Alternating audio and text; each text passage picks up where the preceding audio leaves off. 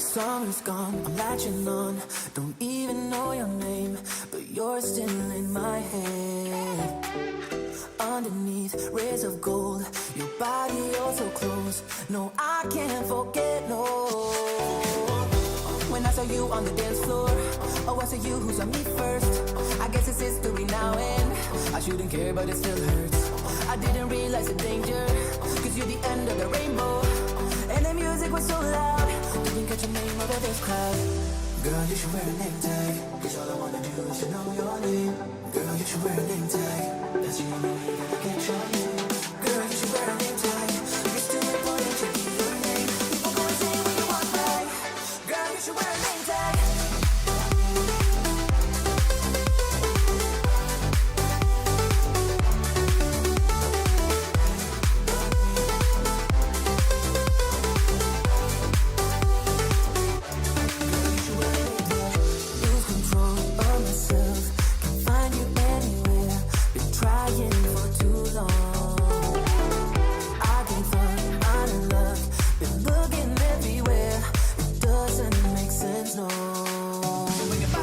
I need you on the dance floor, 4 a.m. and we go home.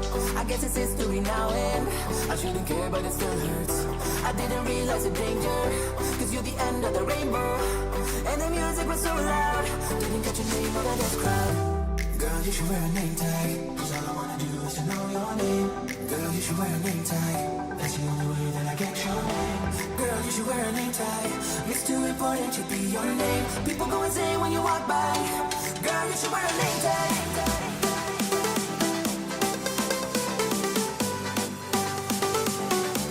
Girl, you should wear a name tag.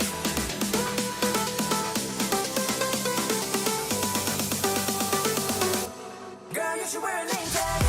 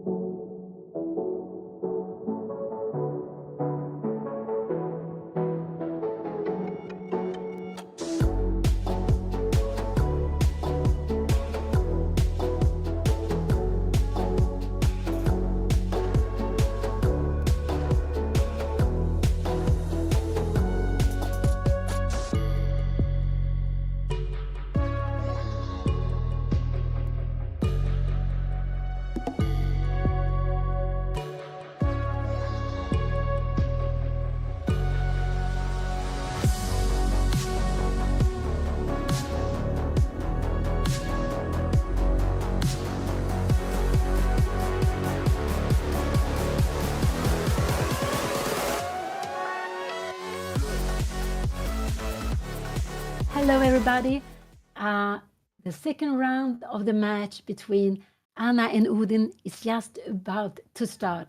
And I am Pia Cramling. I am Anna's mother, so I will be with you here today. Also here on the second round. They already played the first game in the morning, and unfortunately, Anna lost. She was playing with the black pieces. It was a very exciting game, but she went wrong. And here we can see Anna plays the first move, not a surprise. Here we have d4 coming. We see d4 already on the board. Let's see how it works here. Uh, so we will also get to see the players. So d4, that is not a surprise. And we can see that Anna is more stubborn with her openings. Her opponent has a more wide opening repertoire. And he had a very interesting idea he played with white. But if Anna had reacted the right way, she would have had an absolutely fine game. But chess is like that. We need to find good plans.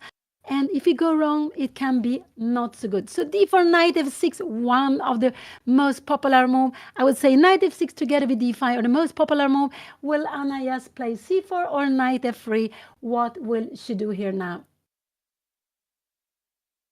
To play. But this is d4 knight f6, so this is absolutely what he would expect. Anna go knight f3. She has decide which is one of the two moves. You can go knight f3 or c4. These are absolutely the main move. You could also go out with the f4. You have the London bishop d5. You would have a Trompowsky. But here we have d4 knight f6, knight f3, and it means that black can choose a lot of different things here.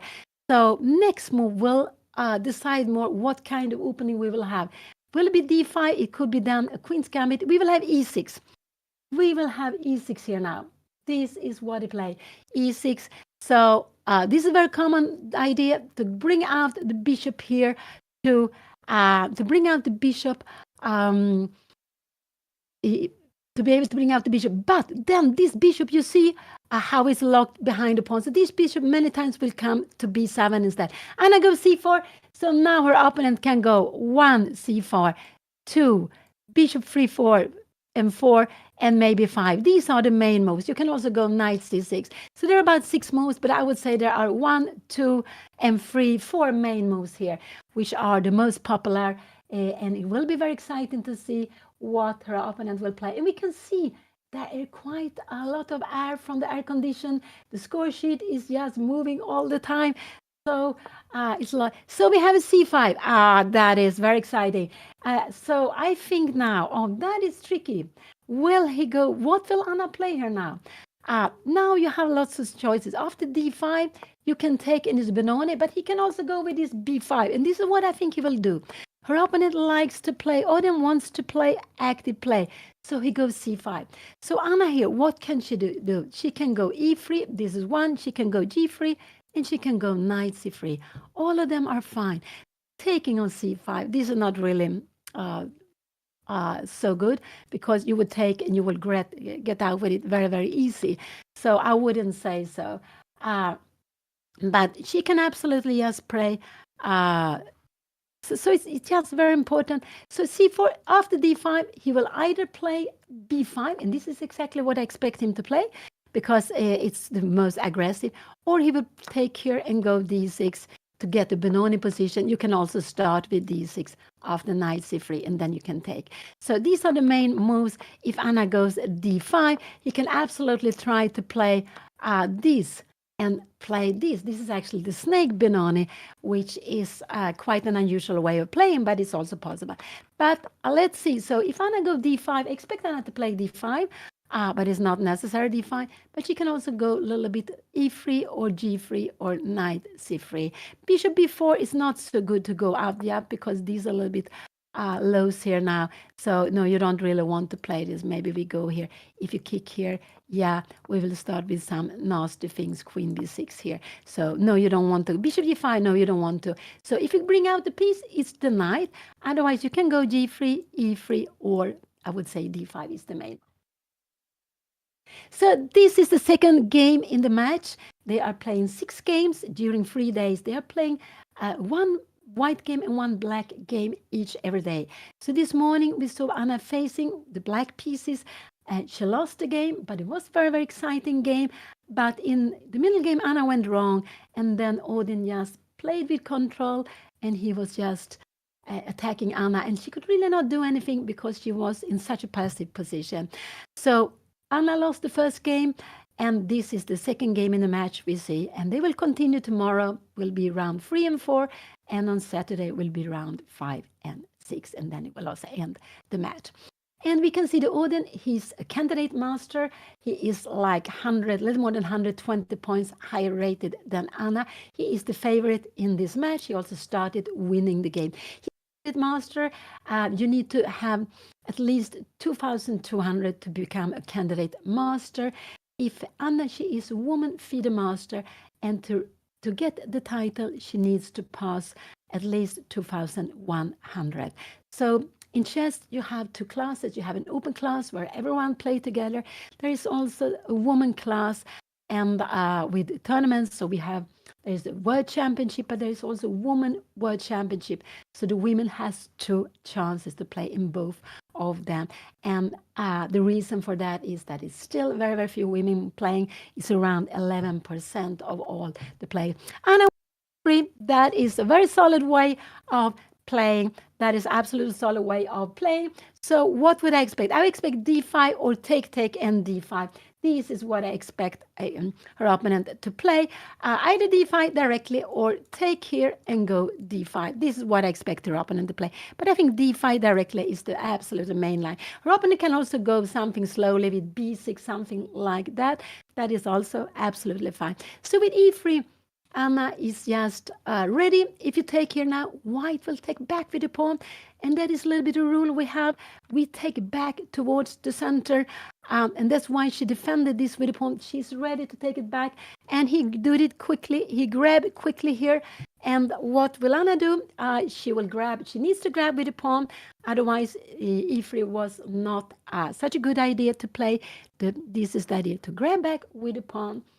And we can see that her opponent likes to play quickly. And I would say that Anna is having quite a difficult task in this match because she's playing against a higher rated player, but also a player who is playing quickly. And they are playing a time where they are having less time in a classical game. The less time you can have in a classical game. They have only 1 hour, and for each move they will get 30 seconds. So she took back with the pawn, and now what could be played here? d5 is absolutely the main move. You can have bishop b4. You can also have b6. These are the main move. To go knight c6 and d5 we have here directly. And now I would say knight c3 is a good move to play. So Anna will play. Normally she will go and play with an isolated pawn, something I have been playing lots with, and something I would like to play.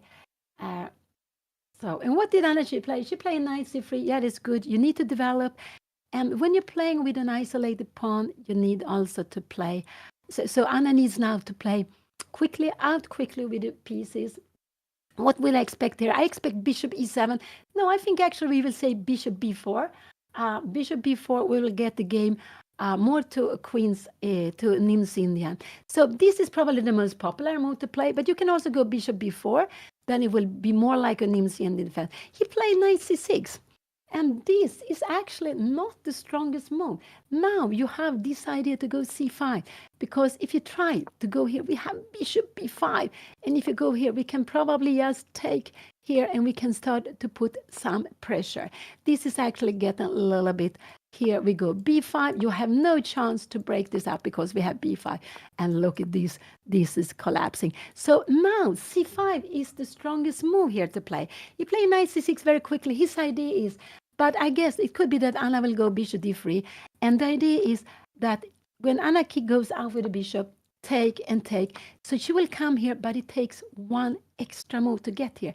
So this is why if black would take here, you takes back and you get this position immediately. You get it very quickly. And this would actually be a queen's gambit. A queen's gambit accepted, maybe. I am not sure where you already have taken here. But so let's see. So he played knight c6, and knight c6 is actually a little bit not the strongest move here because you can go c5. And after c5, you don't have b6 because bishop b5 is quite strong. So c5 is the move I would like to play here. If you come in here, we will go b5 anyway. If you go here, we will just, maybe we will take it. I was saying we can go here, but then maybe we can do both ways. But we need, and why? This knight, this is always a fight about the center. We have this 1, 2, 3, 4, very important square. Knight c6 takes control of e5. If we go c5 here now, we restrict the bishop, but we need also to follow up with bishop b5 to have control of e5 square. So let's see what she will play. I actually expect Anna to go a3 here. I think so. I think she will play this very slow move. Bishop e7, we will come here and maybe to go something like c5, but then you can start attacking here to play like this. And after bishop d2, maybe we have bishop f6, getting some against, because you want really maybe castling. Can we go maybe b4 here now? And after 94, we have bishop e2 is on the right diagonal, and now everything is in harmony. So let's go back. So c5 is the move I like. Bishop d3 is maybe the second move to be played here, and you can also go a3. And a3 is a little bit like, if you come here, we have bishop c4, we have got this move for free, and this could be a useful move later on. Afterwards, this bishop will be brought away, maybe bishop a2 or bishop d3. So let's see.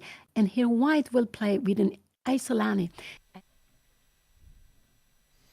Yeah, so things are not going according to plan. I was expecting to play Nimso Indian and give a check with the bishop, or no, pin the knight with the bishop, but then she played knight f3, and then my plan was to play Blumenfeld gambit if she advanced with her d-pawn in the center.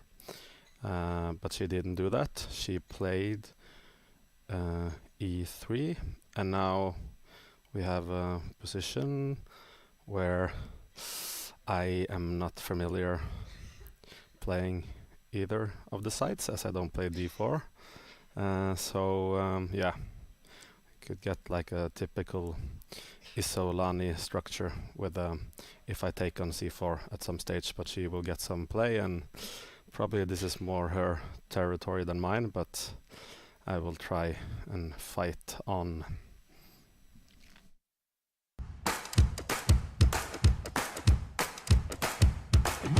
Are you concerned about your classical rating? No, that's a simple answer. Am I gonna ever try to convince the world chess champion that my opening is good? No, I will not. Have you been following Cramling on Twitter lately? Yeah, I mean, I don't think Nakamura is cheating. First of all, I was shaking because I realized in my camera I hold some of the only footage in the world of Judith Polgar beating Magnus in 18 moves. I don't know if any of the kids are going to be better than I am. I sort of doubt it that any of them are going to have a peak that's better than my peak. Why do I put myself through this? It's too painful. I could just live a normal, happy life, go around my day and not feel these terrible emotions. Why am I doing this to myself? My classical rating sucks right now, or comparatively. I felt amazing playing Magnus because I realized this is going to be one of my only games in my life against him. So it was this is the moment kind of moment.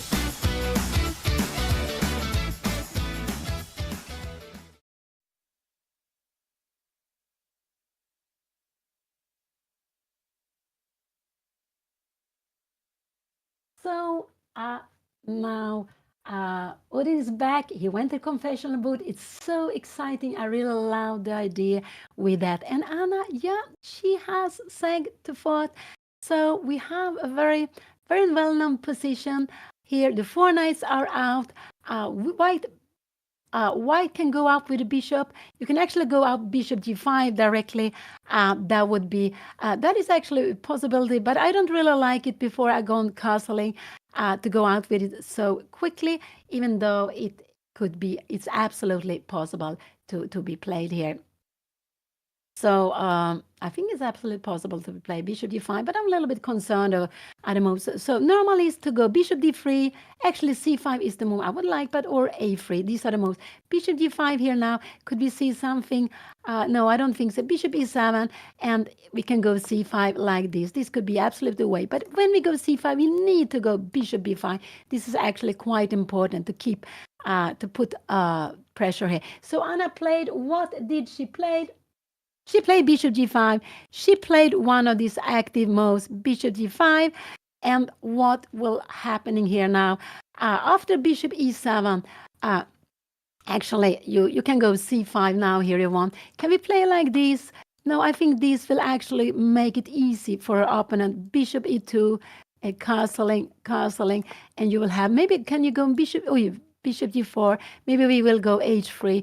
Here we will have absolutely an equality. If you come here, we will go bishop d5, maybe knight d5 is better. It's about equal, but it's a little bit, we will actually take with the knight. This is better to play, and it's about equal. So this is very, so Anna went bishop g5 very, very quickly, putting pressure here.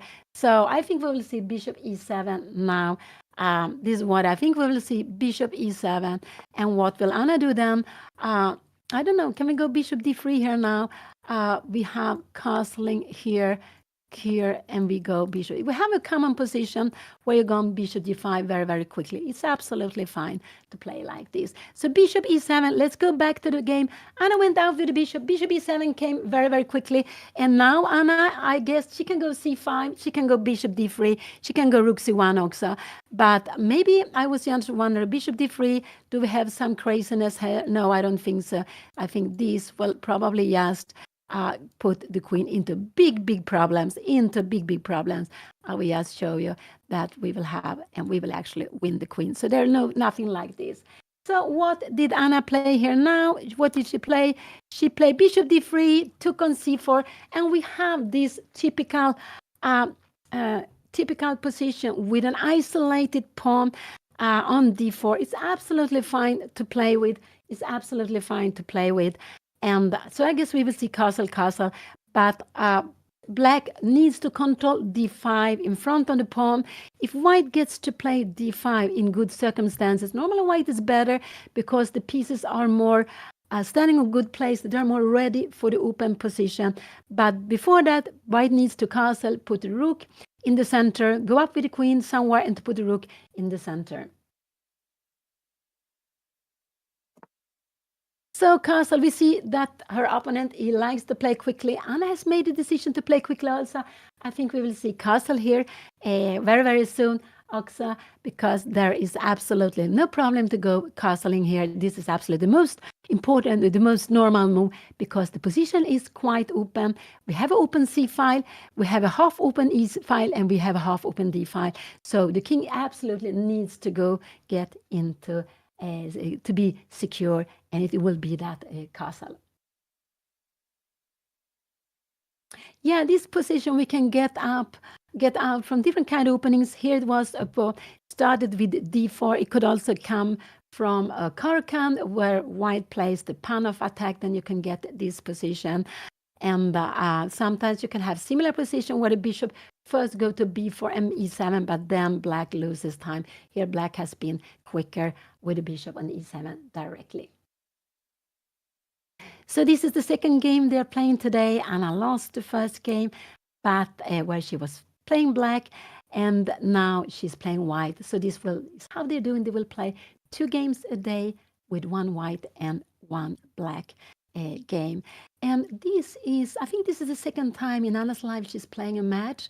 Match games are quite unusual. We can see it, of course, in the World Championship match we saw now with Gokic beating Ding Liren now, not long time ago. And we see it in the World Cup where you play mini matches, you play 2 games a day.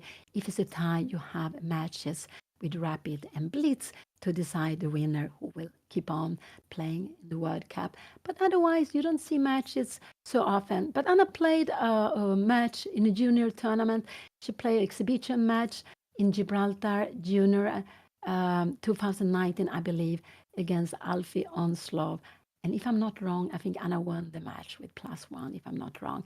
But that's the only experience Anna has from match play, and that is quite different when you face the same opponents several times. And and whatever you do, you know that you will play with the same opponent again. So it's very exciting, but also very different and quite unusual these days to see it.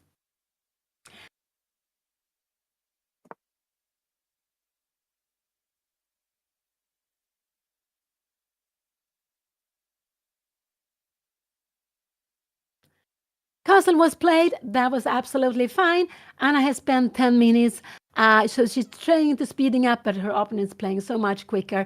He is really a quick player. What will he do here now? You can go b6. b6 is a good move to be played here now.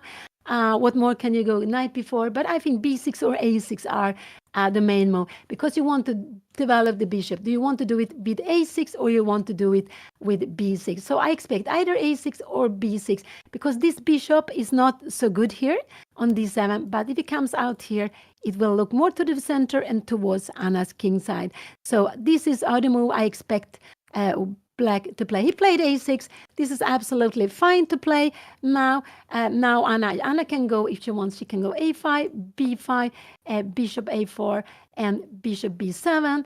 And then we go maybe something like this. But this is getting, this is a little bit more pleasant for her opponent. So here, a6. You can also go a3, a6, b5, bishop d3, bishop e7, and you have a little bit plans like queen c2 or rook c1 to put them actively. And this is very important. This is a very well-known trick that you have this check and you will just win the queen. So this pawn is not hanging. a6, yeah, he's going to go b5 here now. One idea is actually to play this little more, and after here we can go d5. But here it's not so. We have to play like this. No, this is not here, and we will need to go queen take d5. It will be about equal, but black has got the bishop pair. So yeah, it's about equal, this position. It's absolutely about equal. So this is a way of playing bishop b3. So after b5, d5 would be strong.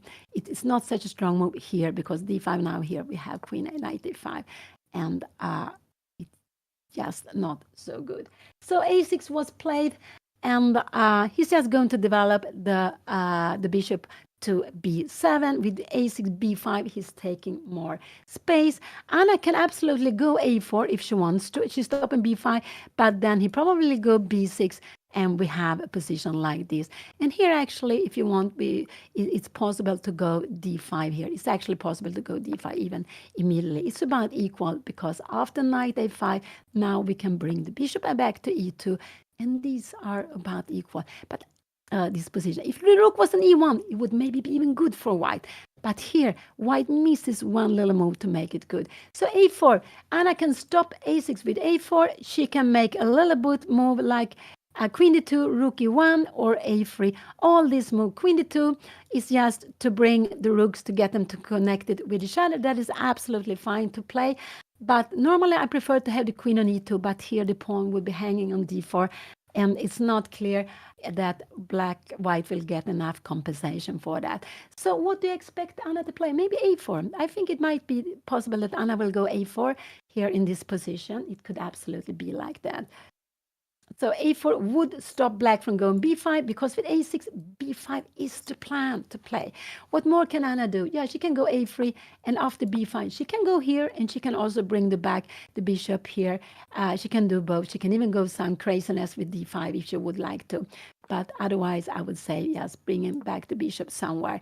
And bishop e7, and maybe queen d3. The plan is, if you go something like this, we will go, I'm not sure which rook to go here. And if you do something like this, we will go bishop b1 maybe, and we will start to have some ideas of taking here. And after here, we can start some idea against the king side. Maybe even with h4, maybe bringing in the rook here, or maybe bring the rook back to this line. But this is very, let's see, this is very, there's so many different ways of playing. But one way is to go a4. The disadvantage with a4 is that we leave this as a hole here for black. Black could maybe go queen d3, but I think this is not a knight before because we get the knight in with activity. So I don't think that is such nothing to be worried about. I think after this, the opponent could just go b6, trying to go bishop b7. So a4 is actually a move I would like, just not to allow black to expand here. But I don't think it's the most common move in this position. What more could be played? Yeah, maybe rook e1 could be played, but then we have b5. And this bishop needs to be active somewhere, maybe here or here, but not to bring it back here. I don't really like that so much. Just to keep it here, so later on you can go bishop c2 and queen d3. But rook e1 feels a little bit slow in this position. I just want more to get this rook to play here.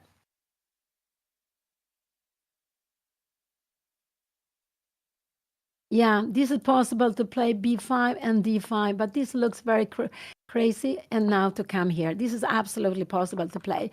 So, and the idea is after d5, if you take like this, we will take back with the bishop. This is because we have a threat here. You need to take it, and we go queen take d5.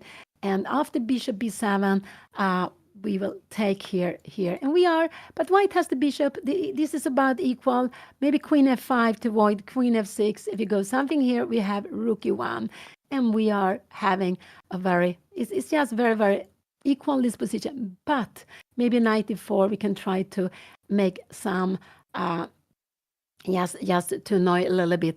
But you have the bishop, and the bishop can, in the long run, be a good piece with the rook. The rook and bishop, they are a good tandem together. So yes, a4 is actually what I would like Anna to play here now. I would like her to play a4 because it will be, I think it will be a little bit easier for her to play. And after e4, b6, she can go d5 here now, but maybe she can also play something slow here. But maybe that was, I'm not sure if this will be so good. Rook a d1, rook c8, and now bishop a2 here now. We have knight before, and we have this. No, the queen belongs on e2. This queen is wrong here now. This is just very, very getting very bad now. So yeah, this is not right. It's a little bit slow. It's a little bit slow. So it's possible that if Anna goes a4, b6, the right way is to go d5 here in this position. After knight a5 here, if you take here now, we can actually even play like this. We can keep on playing with the pawn less, with activity, but it's not just such an easy choice to make, but it's actually possible to do. So I actually think that her opponent has been playing quickly again. He has used 1 minute plus 5. He has used 6 minutes in this first 10 moves. So he is just a very quick player, and that makes it a little more difficult, I would say, for Anna. But he understands, and he knows that with little time, you have to play quickly. But also, I think this is how he plays in all kinds of games. I think this is just his way of playing. He doesn't like to spend a lot of time. When he knows what to do, he plays the move. And that is actually a very practical way of playing that. And what we should do, when we know what to do, we should absolutely play it.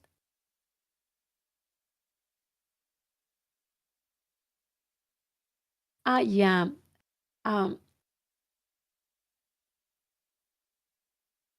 Yeah, if something like d3 would come and take on c3, it would actually get Anna a tandem of 2 pawns. And if they are getting weaker or not, it depends on, of course, the position. Sometimes they could be weak, sometimes they could be strong.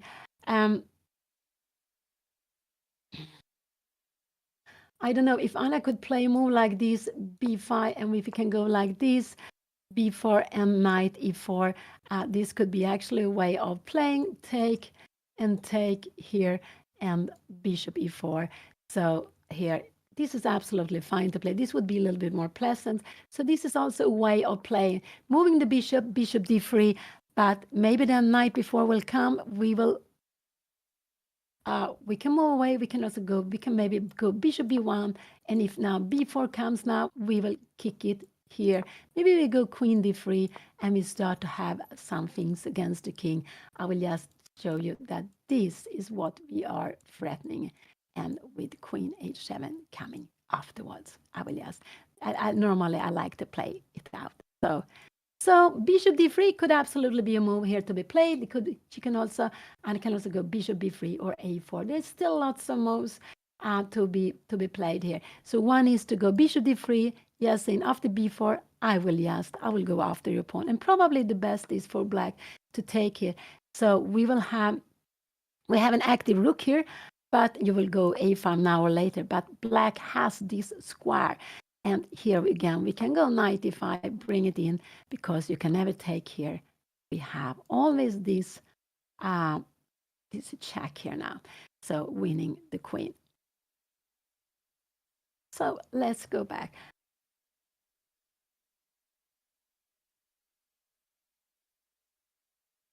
I would believe that I think Anna's opponent is more familiar with this than Anna is. I don't think she plays so often with the isolated pawn, but this is isolated pawn. This is the isolated pawn. It's a pawn on d4. We see there are no pawns on the side.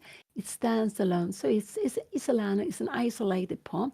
It's absolutely fine to play it. What happened is that we have more open lines. We see that Anna has managed to develop all her pieces, getting out with all her pieces. So, and that is how you want to compensate this pawn. You really want it to have activity. Keep the pieces, keep the queens. You want to try to get something against the king or some other ways activity. But many times there is this plan, queen d3, bishop b3, bishop c2, here, and you need to have a3, and then just try to get this out. Black will need to defend with g6, and you bring in the rooks to the center, and try to get in d5 in a good. Play rook c1, yeah, I don't know. I was not so happy with rook c1, but this is fine.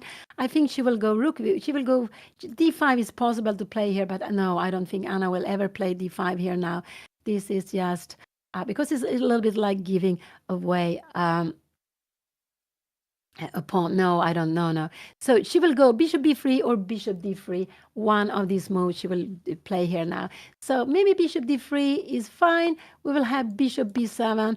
And can Anna go a4 here now? I'm not sure. Can you go b4? We will go knight e4. And here again, to get the knight after here, we will take.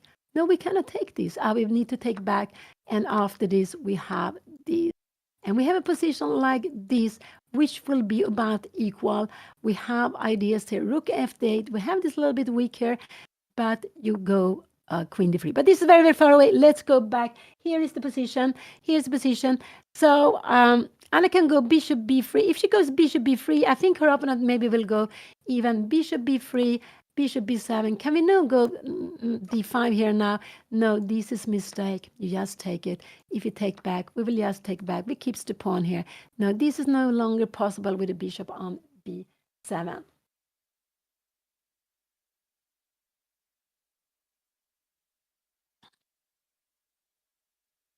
I would probably go with the bishop to d3 because this is where I like to have it.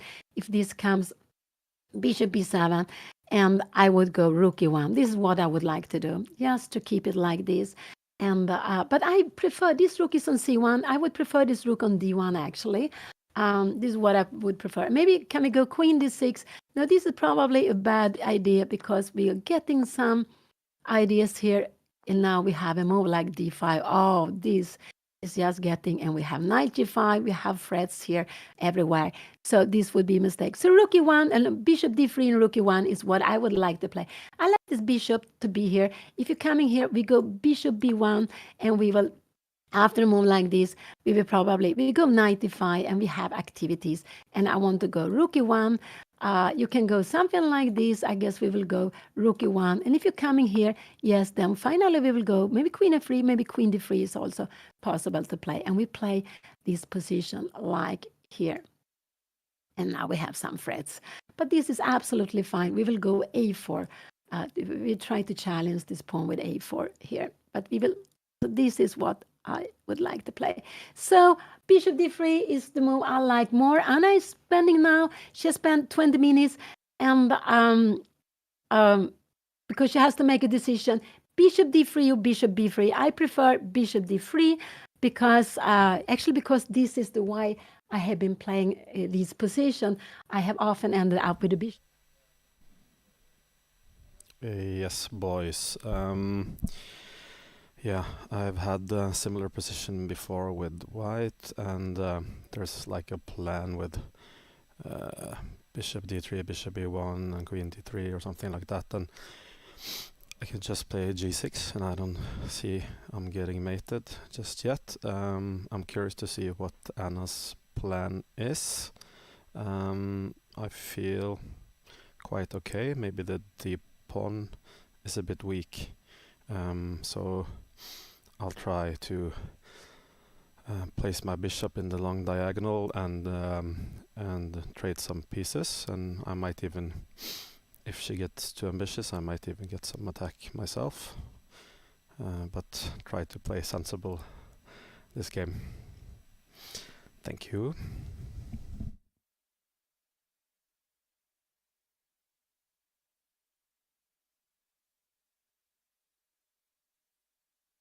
Now, the Odin went to the confessional once more.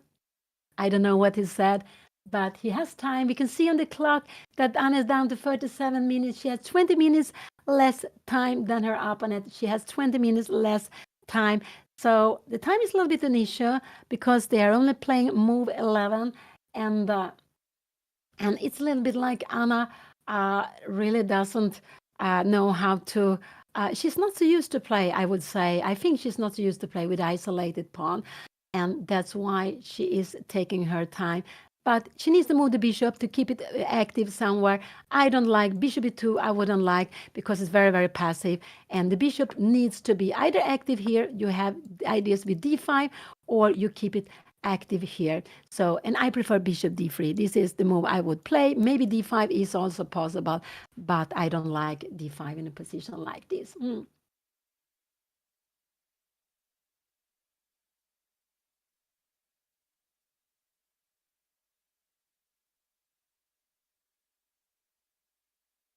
And here we can see Anna, she is in deep thoughts, thinking. She's in deep thoughts thinking about what to do, but there are not so many. I would say there are two moves to choose from. d5 now, no, it looks too crazy to go with a move like d5 now. Maybe it's possible, but it's just very, very crazy. Black will just grab a pawn. So not d5.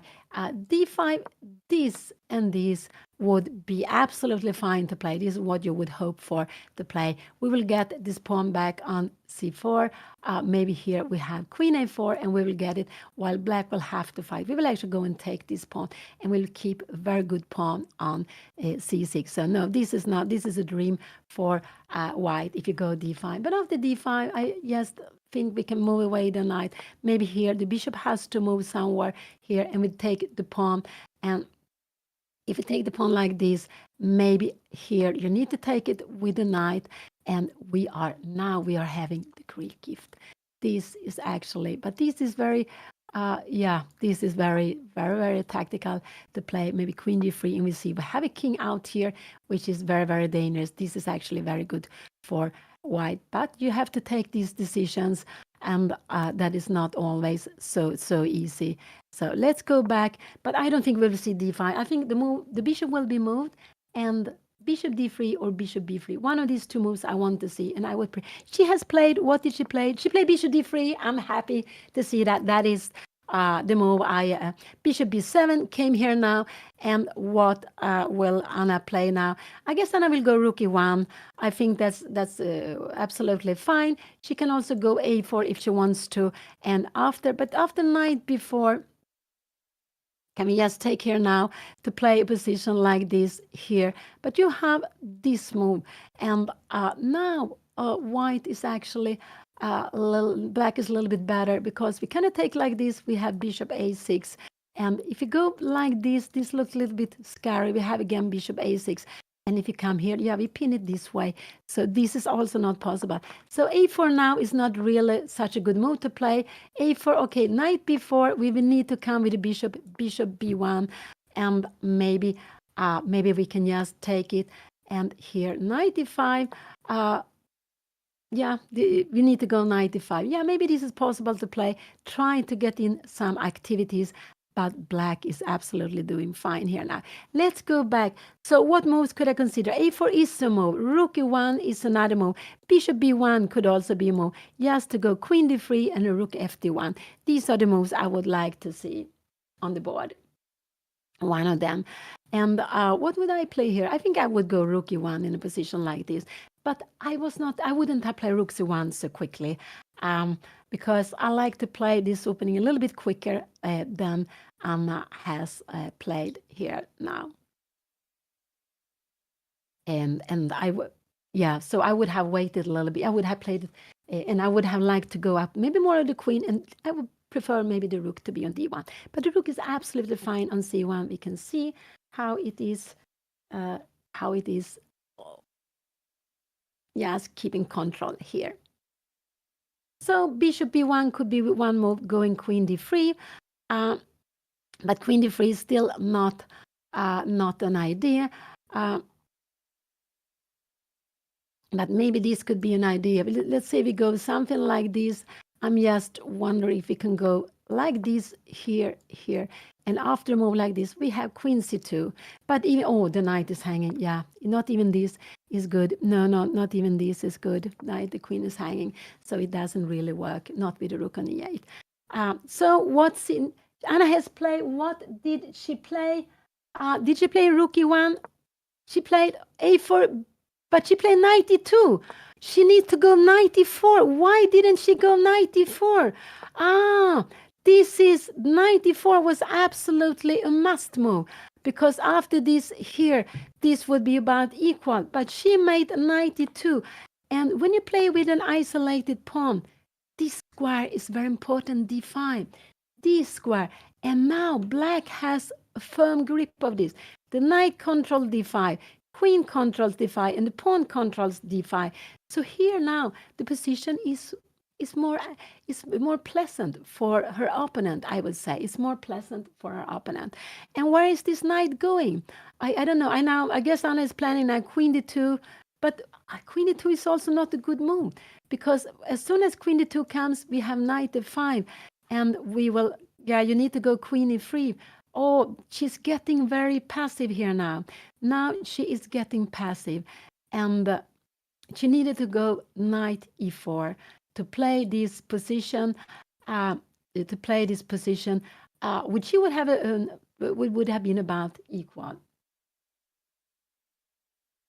It's not an Anna blunder, but she played a passive move, and when you play with the isolated pawn, you need to play active moves. And you need to have control of D5, the square in front of the pawn. And here, I don't know, maybe you can go rook C8, but maybe rook C8 is not the best move. Then we have queen D2, because after knight A5, we have this idea. And we can even take here. I think maybe we can take, and can we grab the pawn here now? But there are things happening on E5. Maybe we just go knight E5, and we're not worried about this move, because the queen is coming here. And if you go somewhere here, we have queen H3, and we are having threats against H7. So let's go back. So rook C8 is actually what I hope her opponent will play here now. He has played, what did he play? No, he didn't play rook C8. He played knight F8 immediately. That was a very quick move, but I think that was not so strong move. Now I like knight E5, because what his idea is, if you come here, he will go knight B3. And now he's also planning to take here. So the best is for Anna now, knight E5. This is a very good move to be played. And now queen D5 is not the problem, because we have knight D4. Remember, this is absolutely not the problem. I will just show it to the end. Take here, you take back, we take the queen. And even if you get some pieces, it's not enough for the queen. Absolutely not. So he played here. So knight D5 is the good move. Knight A5 wasn't such a good move, but because he allows Anna to go knight D5. She would have played knight D5 anyway. So knight D5 would be coming here now. Queen D5 is not a good move. He can go maybe bishop D5 here now, but we can take this, and queen takes. And now all of a sudden, rook C5, we are getting problems with this knight. And all of a sudden, Anna is very fine. She will play in the black squares. So I want to see knight e5 now here. I really want to see knight e5 on the board. What else? Otherwise, she will get, yeah, she can go knight e3. And that is, if you take here, and queen take d4, this is actually good for Anna. Why is this a good for Anna? Because we have queen h5 and we have a double threat here and we have a threat here. She will actually win a piece. This will absolutely be winning. So this is a way. So she can go knight g3, but I like knight e5 is such a logical move for me because very important that you have queen f4. And if you're in a position like this, kick away the bishop. We will just go bishop e3. If you go queen d5, again, we have knight f4 coming here. So Anna hasn't played. He played knight a5, and now he's planning to take here to give Anna. Look at this. Let's see Anna play some slow move. Then we take this, and we can see this pawn structure is just very, very sad to have. So let's see, what did Anna play? She played knight e5, good move. She played the knight forward, and we need to play forward with the pieces, especially in a position like this. Now the knight can go to forward. d4 was not hanging any longer. So this was a very good move to be played. We can also see that a move like queen d6 would be a mistake. We have knight d7. You don't take queen c6 because the rook is hanging. Why did I want to go here? I wanted to have a threat, but the rook on c1 is now very, very good.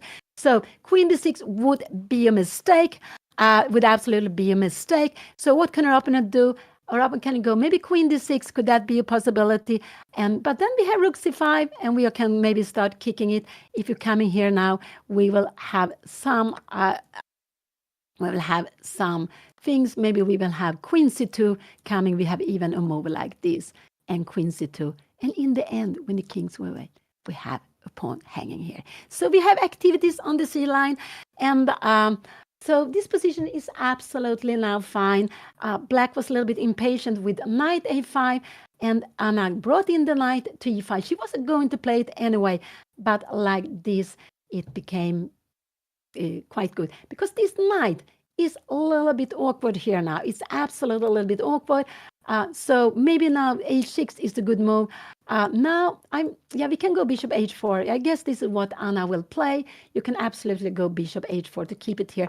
But normally you like to have it here. You have it on two diagonals. So that's why h6 is a good move. A little bit asking white, why do you want to put the bishop on what diagonal? Here we have two diagonals. We have these diagonals, but we're also keeping the bishop on this diagonal. So it's quite active here.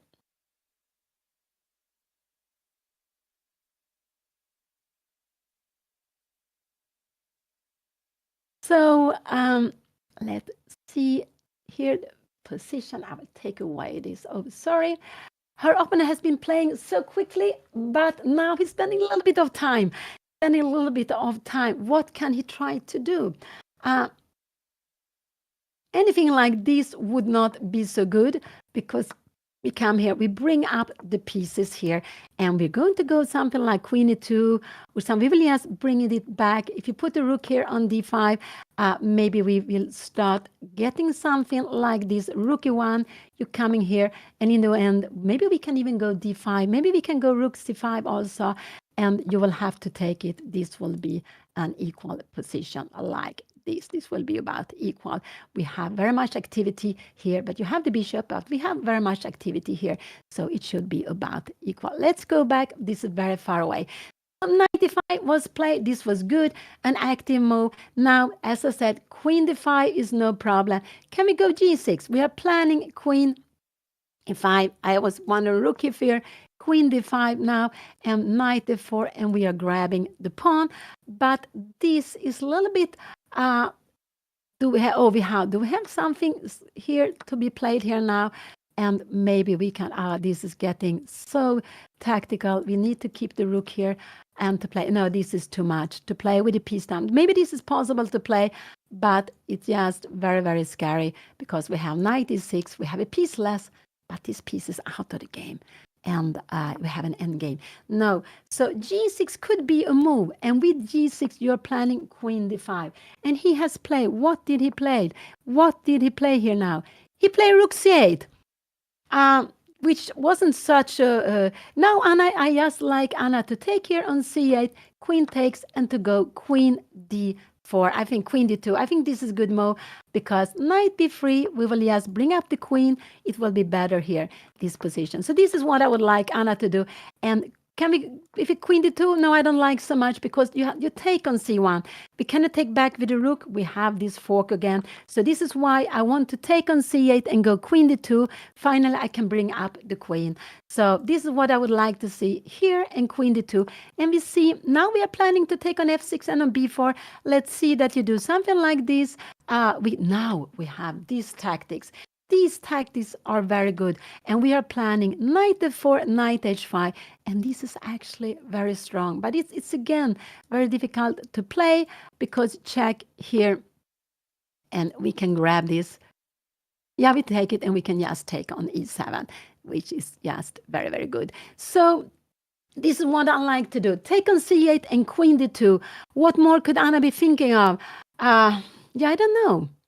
I don't know actually what more, because if she goes away with a knight, yeah, okay, she can go here and then go away with a knight. But this looks, queen d2 looks so good just to bring maybe bring the rook to c1, but actually just to have the rook, just to have this idea, take on f6 and because now we have this idea and taking on f6 here also.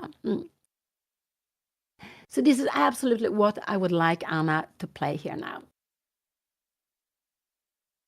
Yeah, we see there is a lot of wind, a lot of air condition in the playing hall, and Odin has again played very quickly. He has only spent 8 minutes, and the position is so exciting.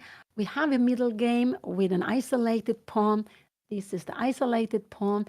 Black has a huge grip of d5, but with piece play, Anna absolutely can get compensation, and a good way of playing here now would be just take and queen d2, and not queen b1. I like this and queen d2 because maybe we can bring it. We're planning queen e3 here, and we can get some activity. We can also maybe we're looking at this pawn on b4, and we also maybe later will play rook c1, but then after we have to bring away the queen.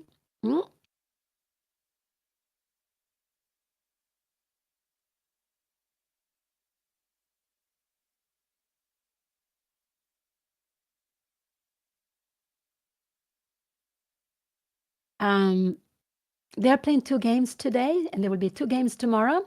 So this is the second round. Anna lost the first round when she was having the black pieces. There was a Sicilian. It was a Sveshnikov Sicilian. And very exciting position, castle of different size. But Anna played slowly when the position asked for playing aggressive, open up the position. But she didn't do that. And then her opponent Odin played very nicely. He got the grip, and he has kept the grip until Anna's position collapsed. So they played 2 games today. Tomorrow they will play the same time, 10:30 a.m. and 2:30 p.m. So 2 games every day, today, tomorrow, and on Saturday. So, and they're playing matches, which is quite unusual this day, but it's just very, very nice to see something different, very different for the players than when you play a tournament where you only play against your opponent one time. If you play an open tournament, you don't know. Maybe just the evening before you know who you're going to play. Sometimes you just know a few hours before the game who you're playing with. Sometimes just when you're almost coming to the board. It depends on how much time it is between the rounds. And but here it is match play. And so I want Anna to take on c8 and go queen d2. This is absolutely what I would like Anna to do. And when you train chess, one way of training, of course, there's so many ways of training. Anna took on c8, very happy for that. That was a good move. Her opponent will absolutely take back with the queen, so he can bring in the rook to d8. He will absolutely take back with the queen. This was a good move to be played. And I think he's not there now. But Anna is still there, and we can see on the clocks there are 22 minutes, and that is quite normal for us to see when Anna is playing. But But here, when they only play with 1 hour for the game, it's quite a long time. So now I like queen d2. This is what I would like to do. Oh, you should go queen b1. No, this is mistake. Queen b1 is mistake. The queen needed to go to the king side. This is a mistake. Queen d1. Oh, yeah, this is a mistake. I'm not so happy about this move here now. Queen d1. But she wants to go with something with bishop e4. This is what I think. But queen d2 was the move I wanted to see. Now her opponent can be, what can I, Anna's playing take on f6. I'm sure we will see h6 here now. And if Anna takes here now, this will be, I don't know, can we go now, maybe to give a check here now, king h. This is always good, and bishop e4, but we will just grab here now, and here we have, you are controlling the files here now, rook c1, and you are going away. And in a position like this is actually better for, it's just nice for black. This e5 pawn is going to become weak in the end. This is just getting to be problems. So queen b1 was a mistake. What I expect her opponent to go h6 here now, absolutely. But it's because Anna decided she wanted to play a move quickly. H6 will absolutely be coming. No, I don't think her opponent will go g6. Then we have rook c1. So h6, I think we will see h6, rook d8. And can her opponent go something like this? No, this is probably not so good. We have knight d7. And we will, when you go somewhere here, we will actually play like this. And we are having a bad pawn structure. This will be absolutely fine. So h6 was played. I expect Anna to go rook c1. And after rook c1, I just think that her opponent will go queen d8. Queen d8, could that be possible? But it just to kick the a4 pawn. But it looks a little bit strange to go after the a4 pawn. This could actually be a possibility. So, but I don't think so, to play this. And we have a position like this. It could absolutely be possible. So h6 was played, a6 was played, and here we have it. And now I would say that black is having the better position. This is a little bit awkward for Anna. Bishop h4 is what she should go. But after bishop h4, we have queen a8. And Anna needs to defend this with f3, because if Anna takes here, her opponent will have time maybe to take this. Maybe not. Maybe we have queen c1. I was just wondering, can we go like this and knight here now? Maybe we have this in between. So Anna will need, after h6, Anna will need to go bishop h4 to keep it here. I'm not sure she's going to do that, but this has now become more pleasant for black. Queen b1, this was too passive square for the king, for the queen. The queen was better on d2, coming up here. It's just far away. It doesn't, if this was open, it's only control here to the center. Here would be in the center and also closer to the king side. So h6 was expected. Anna will need to not give away the bishop. That would not be good. That is too early. She needs to just move it away somewhere. And what would I prefer? Maybe bishop h4 to keep the pin. Maybe, yeah, maybe this is what I would do. And I think actually then we will say queen h8. I think this is what we will see. And Anna needs to go f3. And later on, she can go here. Yeah, this is what and after a move like knight c6 coming back here now. No, this we will not see. Maybe rook d8 to put pressure. And we can, this would also be maybe a little bit tricky because we have some trickiness here now with the check. So bishop h4 is what I'm hoping Anna will play, keeping the pin. This is actually important to keep the pin, keep some pressure. This is important to do. Just keep some pressure here. I don't want her to go rook c1 because after rook c1, I think actually her opponent will go maybe queen a8. Can you go like this here? Can you take back with g take f6? And we are, I'm not sure really what we are having. We are getting some, this is some tactics. This is some tactics. And we have, no, this is just taking here. And we are having huge. This would actually be very, very good. I'm getting so far away. But so rook c1, I only expect Anna either to move the bishop. Yeah, she has to move the bishop. Or she can play this move. But I don't like this move. Not because of this. I don't like it because of queen a8. This is what I don't like. Because now if we are going to, we are with queen a8, we are kicking, we are threatening the pawn here, the the pawn on a4. And so this is what I don't really like. In a position like if Anna goes here, rook e8, maybe she needs to play like this and go queen c7. But now you have the bishop pair. Maybe we go queen d8. And we see that the rook is not so good here. Can we go something like queen c7? Yes, but now we have queen d5, and we are, we need to go back. And this we have also, maybe rook c8 is even possible, but we can move away the queen. This is getting a little bit tricky here. We have knight b3. No, we have rook c8. But knight b3 we don't have. We have bishop c4 then. So I will just show you. We have done bishop c4. That would be good. So let's go. So a-check was played. Anna can go rook c1, but if she goes rook c1, queen a8, she will have to give the bishop pair for her opponent. She will absolutely have to do it. So yeah, getting exciting, very, very much exciting. And what will she play? Rook c1 or moving the bishop? That is the only thing you can do in this position. Giving this check would absolutely just making it more difficult, because now this bishop is just loose here. This would absolutely help. It's no point. It's only a point to give this check if you're going to go bishop e4 after. Yeah, it's a little bit a tricky position now, because it's not the positional. It's not so positional because white has, we have one pawn structure here. We have two. And we have 3. And black has 1 here and 2. So black's pawn structure is more sound, is more solid, more positional. But white has playing with this isolated pawn to get open lines. So this is why Anna needs to keep some pressure.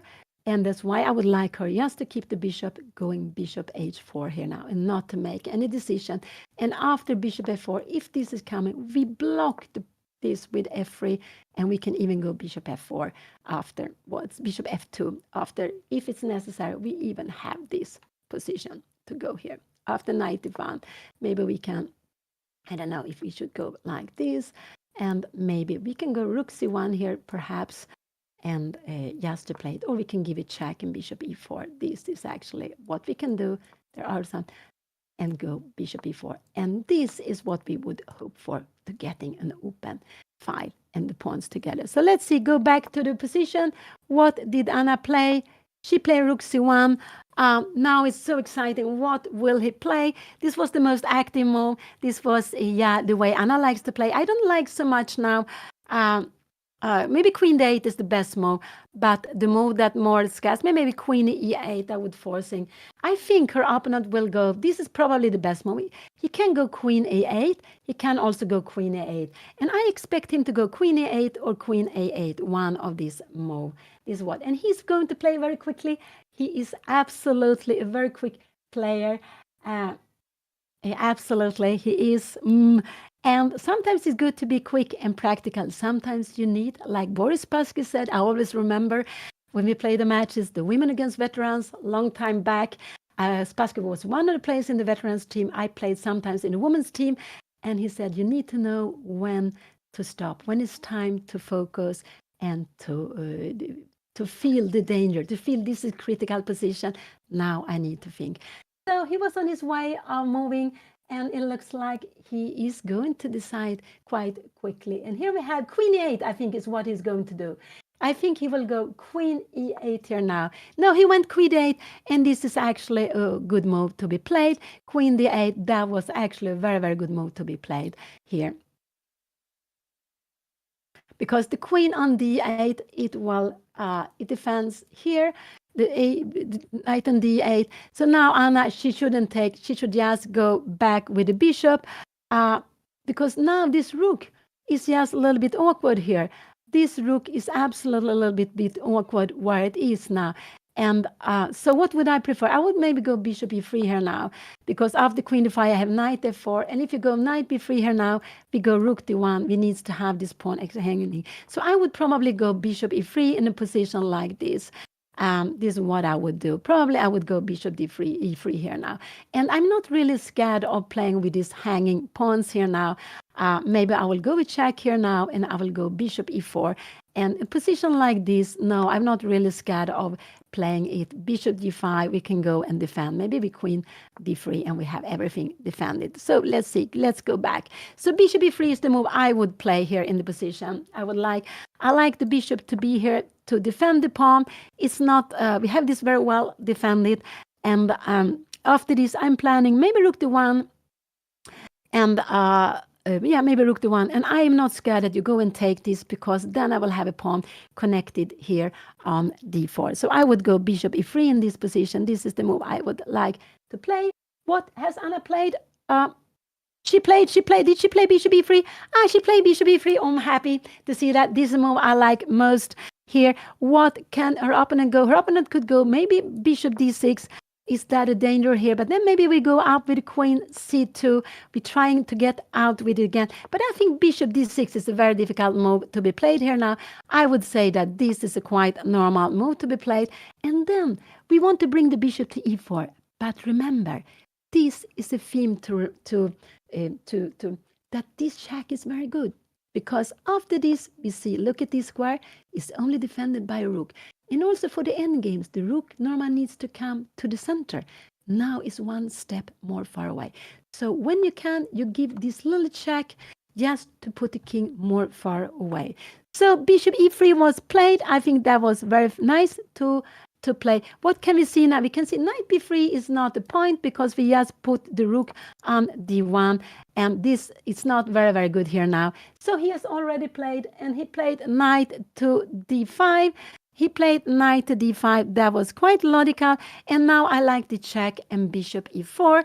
I don't want Anna to go bishop d2. This looks very, very passive, because now we have knight b3. No, I don't like this. So it's very important not to be worried that you're going to take here now. And now black is threatening to take here and go bishop g5. So this is why it's important to put away the bishop, so we can go defend with a queen to d3. So the threat black has is black having this threat, take and bishop d5. And now we don't have any good way of defending the pawn. This is absolutely the threat you have. And therefore, in this position, I like this check here, bishop e4. When you take, maybe we can take on b7 also, but we can come here, and after bishop g5, we have queen d5. And this is absolutely fine for white to play. Absolutely fine.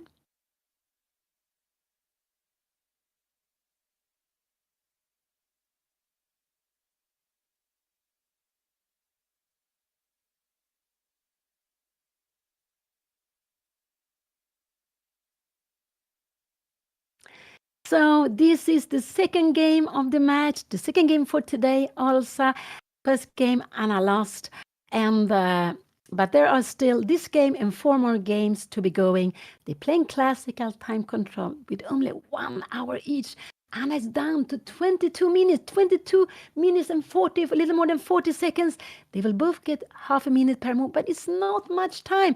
And they have played 19 moves. This is maybe more or less what Anna is doing normally. She is using the time, but here it's not allowed. So she needs to move away the bishop. This would absolutely be fine. Will Anna play this bishop h7? I think that's such a beautiful way to play here, and bishop b4. Can you go bishop d6 here now? Yeah, this we can play. I don't know, maybe we can we go queen d3 here now? Here, this would absolutely here and here, but we are getting problems now because the domination here, and we are having big problems. So they're not harmony here. So this is why, yeah, 95. So he was putting pressure on Anna. Could Anna do something like this? This is a little bit sad of playing, because you have this here and bishop d6. We have lots of threats here now. This is getting this is very, very dangerous. So this is not, Anna needs to block this diagonal. She really needs to block this diagonal. So let's see if Anna will go bishop h6 and bishop e4. I think this just is one of these very, very important moments. She can go queen b3, but I don't understand how after queen c2, here, bishop g5, we need to go king f2.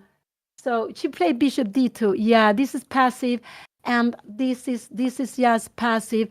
Anna is getting a very passive position here now, and this is giving her she's getting into problems now in this position.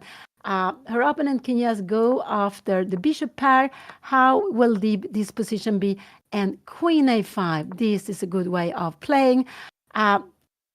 What is happening here? Queen d1, and we have bishop g5 is coming. Oh, whoa, no, this is not possible. So Anna played bishop d2, and so this is when you play, we need to play actively. Anna plays passively, and it doesn't work with the isolated pawn. Black will just slowly improve the position. Black is absolutely slowly will be improved the position. So she was worried of taking on e3, but it was no problem if she has played the right way. Let's see what her opponent will do. Will he go knight b3? This, because after knight b3, take here, and queen a5. If you try to defend the pawn like this, we will just keep on going after the pawn. And after b3, we will leave a terrible square here now. And we have this queen d5, knight f4, and we will grab the pawn here. No, this is not possible. So queen a1, knight b6 would just be losing. So let's see, will he play this? This will yes, will he go knight b3? Knight b3 and taking. Anna is having a big issue with the pawn here now on c3. I don't know if move like this. So knight b3 is a very good move. What more can he play? Can you go bishop d6 here now? I don't know, maybe we then can go something like here. No, not even that is good, because we are having problems with this pawn here now. Yeah, this is just also getting very, very difficult for Anna to play here now. Oh, this is, so the pawn on e5, bishop d2, so bishop d6 is a good move to be played. Can Anna go knight c4, just trying to exchange it here? Maybe now, rook here. Can we just bring in knight b6? And this is a little bit scary to bring out the pieces. We need to go knight g3, and we need to give their pawns. This pawn is hanging, this pawn is hanging. This is just not so good to play. So bishop d2, let's see what her opponent will play, but he has several good ideas. Anna has played these last moves too passively, and the rook on c1 is actually not good. The rook was actually better on f1, because it lets knight to come to b3 with time, winning time.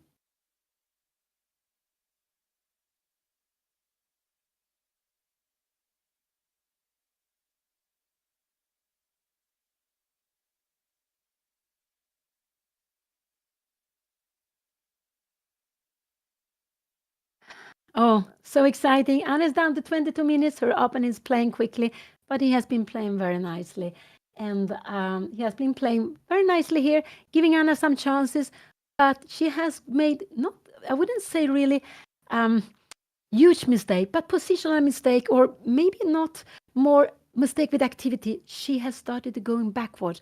She put the knight on e2. It was possible to play the way he played, but then she took some wrong decision, and now he is so active.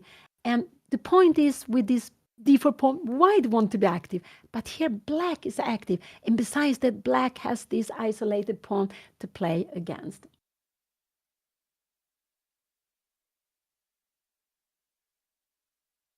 And now he's taking a bit of time. What could he be playing? I'm just wondering, would this be a move, bishop d5? I don't know, maybe, but we will can we just take this here now, and we will have the check here. Okay, I'm doing a confessional now because I think I'm gonna get low on time, and I don't know if I'm gonna have time after. Yeah, I don't know. I thought this position is weird. I don't know. I got this isolated pawn, which is a bit weak, and I spent a lot of time thinking, because I didn't think he was gonna, after I went rook c1, I didn't think he was gonna go queen d8. I thought he was gonna play queen a8, and I was calculating all kinds of lines, which was stupid because he just instantly played queen d8. But how is Odin so fast? I don't get it. He's like the fastest player I've ever played against. It's crazy. So yeah, I don't know. I don't think I'm better in any way. I'm gonna try to just equalize, and yeah, hopefully not lose. But I think this should be very holdable right now still. So I'm just scared of my pawn. Okay, I'm gonna go. Wish me luck. Okay. Hopefully he hasn't played a move yet. Bye. Like knight b6, could this be a move to be playing? I think we just should go check here. Can we go bishop e4? And can we let you take here now? Yeah, because we have some activities. We have queen a2, and after that we are going to take the pawn. After that, we have also knight c6. No, you don't want to allow this. Knight c6, of course not. So what did he play here now? He played knight b3. Yeah, he played this very, very good move. He played knight b3. Rook d1 was played. Now rook d1 was played.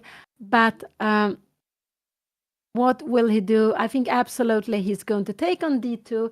Can he go queen a5 immediately? Is that any different to go queen a1 immediately? Maybe Anna then has some tactics.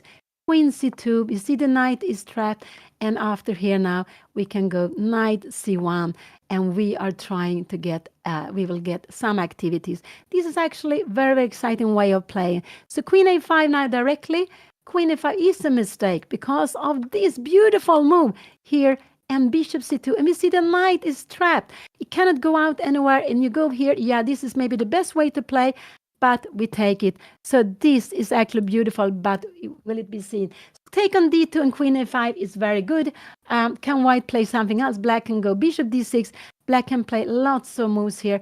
And I asked, I don't know, after bishop d6, can we try something else? Maybe we need to go knight c4 here. Just to try to kick it here. So let's see what he will play. It's such an exciting moment. Such an exciting moment. He went knight b6. This was not a good move. Now Anna has queen, bishop e3. Bishop e3 is a very good move, I would say. Bishop f4 is maybe better, but I like this because if you take here, we have queen a2. Both are hitting, but he wants so much. So bishop e3 is what I want to do. I want to take away this bishop because this knight on b3 is not good. Bishop e3, after queen d5, we have knight f4, and this would actually be very good to be playing. So he played knight b6. Will Anna go bishop e3 now here? Oh, this is so exciting. So he wants to go and grab this pawn, but this knight is very badly placed here now. Can Anna do something else? Maybe she can go knight f4 also. But I think bishop e3 looks very, very logical to be played. And what you need maybe to come back here now. But then again, we can play this position. And after a move like f5, we can actually take the exchange. But we will put this on a good diagonal. And this one is not good here. So I like just go away with the bishop. Just go away with the bishop, because this is not a move. We have queen f7 here now. And if you go away with the bishop, can you play something like this? We will have, I'm not sure, maybe we can give it check. We can go knight f4. Yes, after queen a4. Is this the plan to go here now? Maybe we can go like this. And then we have bishop c2, and we can see the knight. The knights are all hanging. We are going to win one of the knights. They're both hanging. So the knights on the rim are not so good. And that's why this knight on b3 is not good. If Anna moves away the bishop, she can go wherever she wants, but I like bishop e3. This is the move I would absolutely play here now. I would absolutely go bishop e3, and I would ask you, what are you going to do with this knight? What are you going to do with this knight? And maybe bishop d5 will come, but then I think we will just go knight f4. We are going to take the bishop pair. We have a pawn here hanging. And if you are coming here now, we will actually go check here, and we will have check here. I'm a little bit, what is happening here? We will have a mate. Whoops. We have this mate over here. Thanks to the bishop on e7, rook on f7. Bishop e3. Will Anna play this good move? Bishop e3 is a fantastic good move. And asking, what are you doing here on b3? This knight is not well placed here. It needed a change in d2. But he wants to go up queen d5 first. He wants to do that. He wants to go and grab the pawn. So if we go away with the bishop, this is not a threat to take in the pawn. And this knight is just so good. So bishop e3, I really do hope Anna will play that. And this knight is actually going to need to come back again. Maybe you have to go knight d5, but when you start going backwards, it's difficult to go back again. So this is really a move I would like to see if it goes here, knight d5. Anna can also, in a position like this, even go queen c2, and you are kicking this back. And we can go something like knight f4. And if you take here, we will again have this mate. Again, we have this mate. Remember, this is the mate. I will just show it again. Check. All is forced. Check here. And we have this mate. So here it is again. So bishop e3. Will Anna play this very, very good move? He just a little bit asking, yeah, because the knight is not good on b3. And this is also something we should do. Play against the opponent's pieces. And what is the knight doing? The knight wanted to take on d2, and this is what he should have done immediately. But instead of doing that, he first wants to make this move. So if Anna defends here, he will go after it later on, and he wants to go queen d5. So with knight b6, his idea is, one is not really to take this, but to take, maybe to take this, because queen e2 we can take her between. So he's looking at this pawn, but he also have this idea of queen d5 coming. So this is the second round. They played the first game this morning at 10:30 a.m. CET time. Anna lost that game. She was playing black in the Sicilian. Now they are. Anna was white. This has been a queen pawn opening, I would say. It could also have actually from a Caracan Panov variation, but it's more queen pawn opening. A very, very well-known position where white ends up with an isolated pawn. We see the pawn here on d4. It stands alone. It's an isolated pawn. And when you play with an isolated pawn, you want to stay with the pieces. You really want to keep the pieces. Will Anna be able to go back? This is just such an important way to go back with the bishop, to ask, what are you doing with the knight on b3. This knight on b3 is so badly placed. So just not let it come out. Don't let it come out. So bishop e3 is just such a fantastic good move here in the position. And also against b3, defending d4 very, very much. So it's just such a good move to be played here.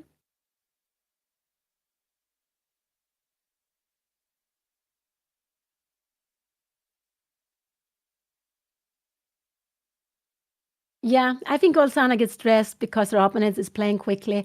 But I can see when he plays quickly, he also makes mistakes because he had a nice grip of the situation. If Anna goes wrong, he will again have a nice grip. But here she has a chance to have very close, like equal position. She can go move up, but I would absolutely go bishop e3. I want to play against this knight. And we know with the knights, they are short-range pieces. They are slow pieces.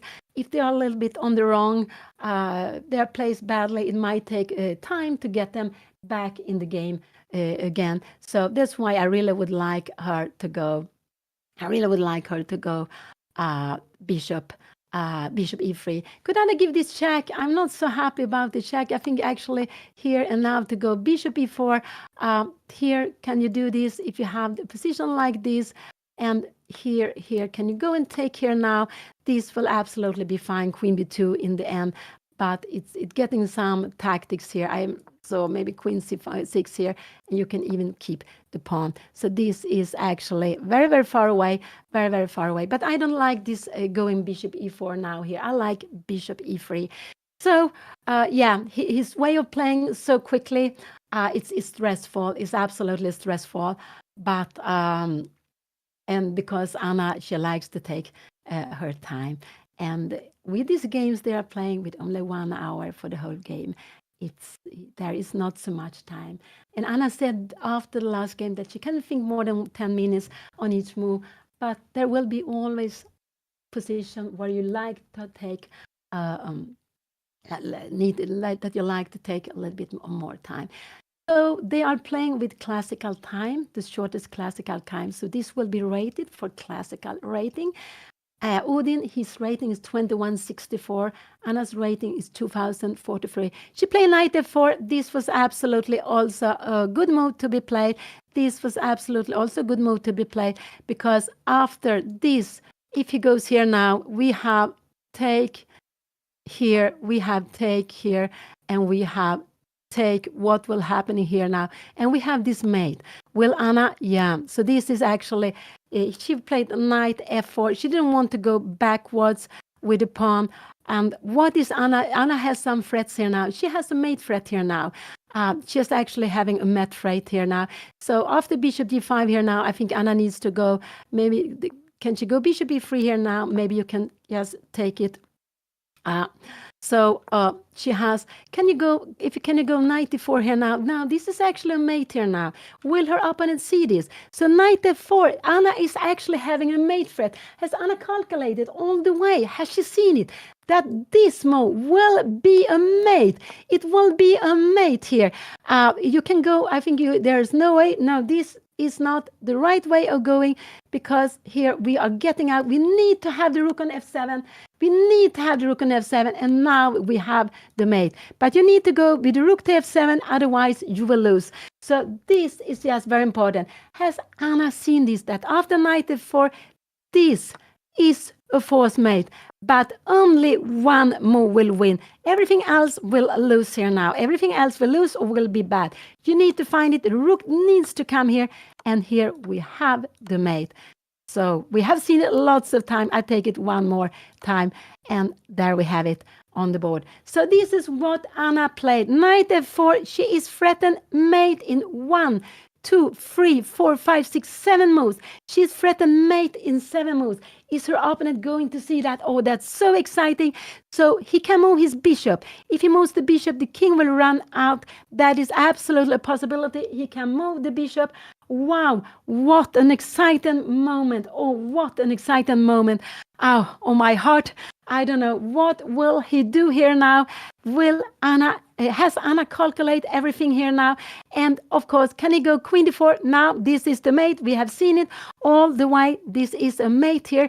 And what could Anna more try here in this position? Yeah, could it go something like queen h8, but that looks very, very slow. And then we go bishop e3, and we are fine. We have got very much time. We have got activity. So that would be actually good to play.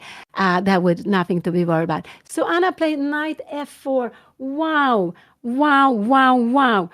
Will, let's see. He is getting worried about he's absolutely getting worried about. So bishop d5 could be played, because after here now, here, I just want to show this is not a mate any longer, because now you have, this is the difference. This is just good, because now you have king e7, and we are running out, and black would be winning. So bishop d5 could be played here now, and we can go, but then we have this way of playing check here and check. King g8 is necessary, and go bishop b4. So we have a position, this is very, where you have 4 pieces. You have 2 pieces, you have 2 knights, and you have 1 knight and bishop against the rook. And maybe after queen d5 here now, the queen is coming in here now. This is a little bit scary. So we will try to get in the king. There is at least a perpetual here for white. Let's see, go back. Oh, this is so. So Anna play knight f4. What will he play? Oh, this is so exciting. So exciting. After bishop d6, can Anna play this again? This is maybe worse to play here now. Here now, this is actually worse, because Anna doesn't have bishop take b4 here now. And if she tries something like this, this will actually, the rook will be hanging. This will be good for her opponent probably. Here you have queen d5 here, and we have queen g4. No, not queen d4 here now, but we have bishop e4. And after bishop e4, queen here, we have queen g4. This is again getting so much tactics, because the rook is hanging. There's a mate. Oh no, this is crazy. This is crazy. So what will he play here now? He has to play maybe bishop d6, bishop d5. Bishop d6 is a little bit what I'm a little bit more scared of. After bishop d6, I like bishop e3. Just keep control of everything, not force anything. This is what I would like to see on the board if he goes bishop d6. Don't do anything tactical. Just put this with harmony. We have all these pieces well played here. We're not scared of this. This would actually be fine to be playing. I don't know, maybe we should give a check or something. No, but we just played it. This is absolutely fine to be playing with the bishop pair. So let's see what he will play. Anna has 15 minutes. Anna has 15 minutes. Oh, it's so exciting because all of a sudden there is some frets here now, and it's a big, big fret Anna has, and it's quite hidden. It's quite hidden, but we can see that against this king, Anna has 1, 2, 3, and from behind 4 pieces playing against the king. There are lots of pawns. There is a rook defending, and it's a king. So she is having some very, very heavy frets. And I'm so excited to see what he's going to do here now. What will he going to do here now? And if he goes bishop, so he needs to move the bishop. He can go, maybe can I do a move like queen e6, but this is not a logical move, because after this here now we are defending on g6, so we don't have these frets any longer. But no, this is just absolutely not a move to be played here now. And to go g6, no, we will just grab it with the bishop. This is actually, because after here we are coming in here now, and this would absolutely be, I think, maybe knight e6, and we are threatening the queen. If you try to go and make some threats here, we have the mate. We are first. So let's see, go back. What is he going to play here now? Oh, it's so exciting. It could be that he wants to take on d2 to get away with the pressure. But this bishop is not playing against the king. So Anna don't need this bishop. She has these other 3 pieces and the queen. And she has this very, very exciting idea. Wow, very, very exciting idea.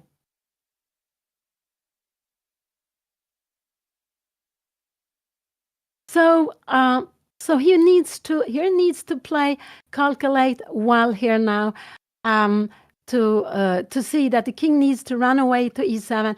This is the best move. Bishop d6.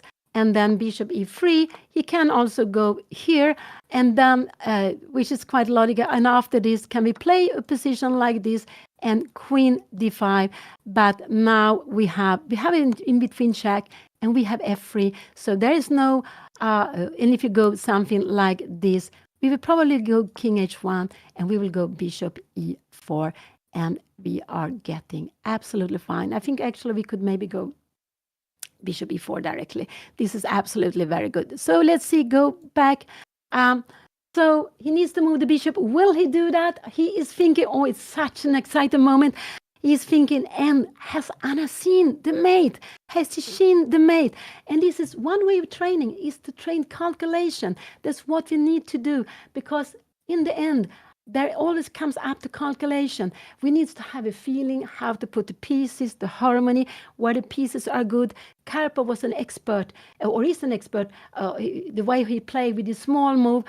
He had a very good feeling for the position, and he didn't play so tactical, so aggressive. Kasparov were much more an aggressive playing, kind of, calculating, playing.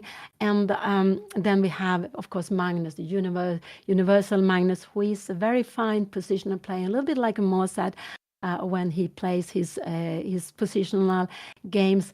And but in the end, there are always moments where we need to calculate, and sometimes short calculation, sometimes they are longer, and we need to know how to stop. So one way of training is to train calculating, to put up position, to calculate without moving the pieces. And another way, of course, to train is also that you look at the game. You can look at a game from a book, and you look at the game, and at least you make maybe 1-2 moves without moving it on the board. You analyze the game a little bit blindfold, so you can see the game in your head. And this is a little bit also a good way of training. And the strong top players, they all are very good at playing blindfold. Some of them, when they're analyzing the game, during the game, they don't look at the chessboard. They like to look up, some on the roof or just on the side. because they prefer to analyze in their head. So in the end, it always comes to calculation. Here we have calculation, and I'm just so excited. Will her opponent feel?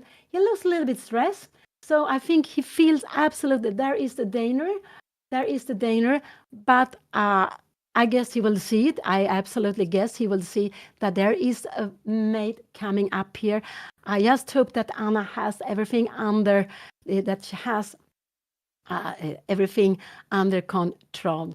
So it's just so, because this is very typical, often take a piece and then we just take back. But now there is a force mate, we have seen it sometimes. So we always have to not make what looks like the obvious move immediately. After each move, use our time. And we can see here now that ODIN, who has been playing very quickly, both this morning, also today, he feels that there are some danger. Can he go f5? No, f5. Could he go f5 now? f5, no, we can just go here. And after queen d4, we have this move. And after queen d4 here now, we have knight 5. We have a knight here coming, and we have lots of threats. This is just getting very, very good for Anna. So f5 is a way of blocking the diagonal, but it would not be good at all. He can also go f6, but then we still have the mate. That is not possible. Can we go bishop f6? Yes, bishop f6, but then we have just bishop take b4, and we are just very, very happy here. So, what an exciting moment. Wow. Knight f4. Wow. With such a huge threat. I think it's mate in 7 here.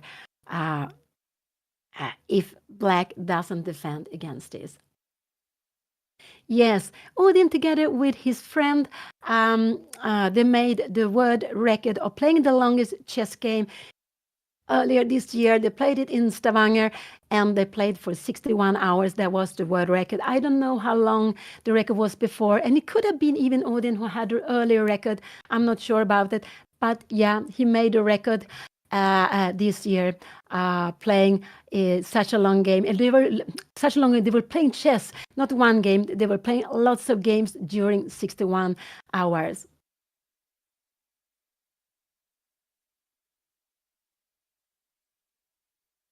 So it was not one game, 61 hours. That would be just quite a long time. But, when you play correspondence chess, it's not so popular, I guess, any longer, but it used to be before the computer came, before we can start playing online and using the computer also to help us to analyze. Then, a game could be continued for more than 1 year, maybe 2 years, if it was becoming very long, because it could take maybe some months even between the moves.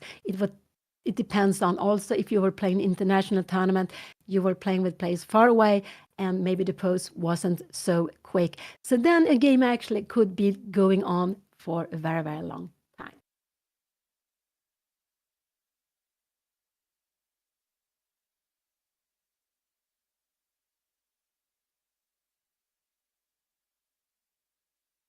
So now he is just, ODIN is taking his time and he's doing it rightly.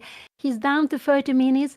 He's spending more time in this game than he did in the last game. And we can see Anna is also very, very focused. She is also very, very focused. And, wow. And and he does it rightly. He needs to move his bishop. I would say that is what he needs to do. He can also go something like queen e8 to defend f7, but that would be a difficult move to do.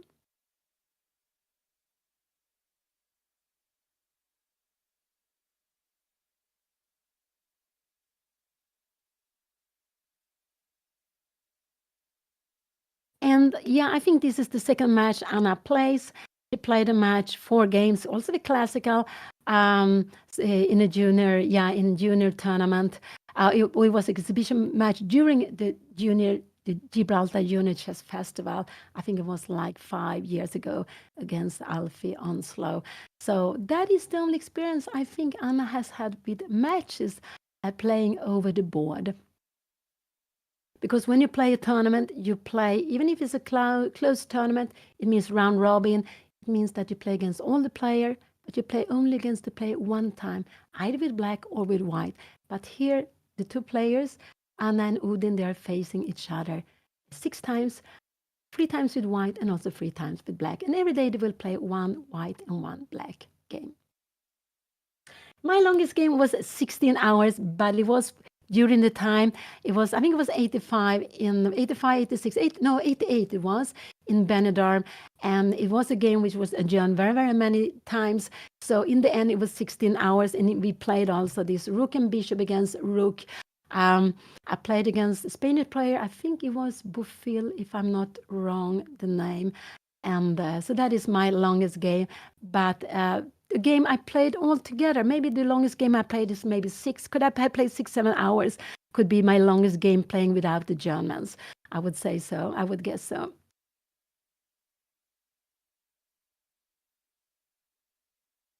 He's getting nervous here now. Oh, he's getting nervous. What will he do? Because there are some very big threats against his king. Oh, I'm so wow.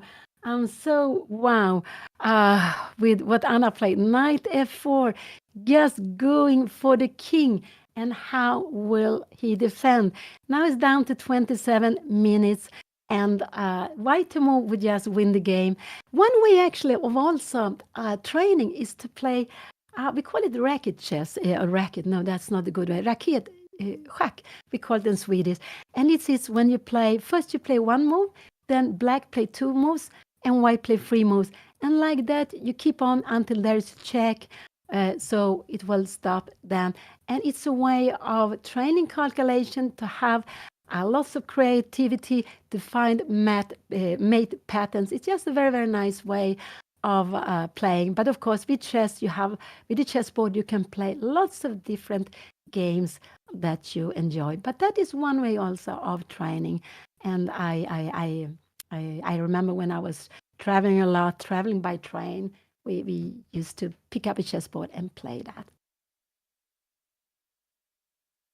And what will he go? Could a move like g5, that would be a crazy move to be played here now. But we have check here now, and king g7, yeah, then we would have this and bringing in the queen. So after check here now, you will have to come here now. And what will this be? Take and here. If you're coming here now, we will have check going away, and we have knight e6. And after here, we would actually make it mate here. So you will have to go queen 8, and we have a position which is actually fine to play with both of them because you have a rook for the 2 pieces, and what will be important are the activity.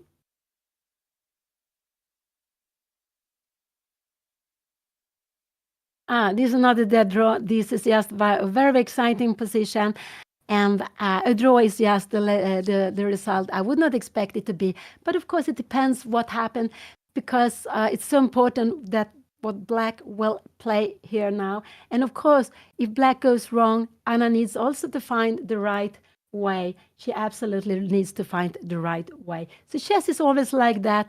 There are, we get the chances and we need to take them. The good players, they are very good at taking the chances they are getting, and they're not giving so many chances either. But they also give some chances in some moments, absolutely. Has he played? No, he's still thinking. He is still thinking. He's absolutely still thinking. Did he play? No, I don't think so. I cannot see. He played bishop d6. This was a very good move. He played bishop d6. And now I hope Anna go bishop e3. I'm not so happy. She can give it check first, but I like bishop e3. I think bishop e3 is a very good move. He played his bishop d6. This was a very good move. I would say this was the best move to be played. He saw the mate. So, yeah, thank you for telling me. Yeah, so he played it. And now I just like Anna to go bishop e3, just to keep the position how it is. This is what I would like Anna to do here now. Not to go, if she go bishop h6, she will just, this again to go after bishop e3 and not to start anything. Maybe after now here, if he goes something, I don't know, we make some, I don't know what slow move I can make here now.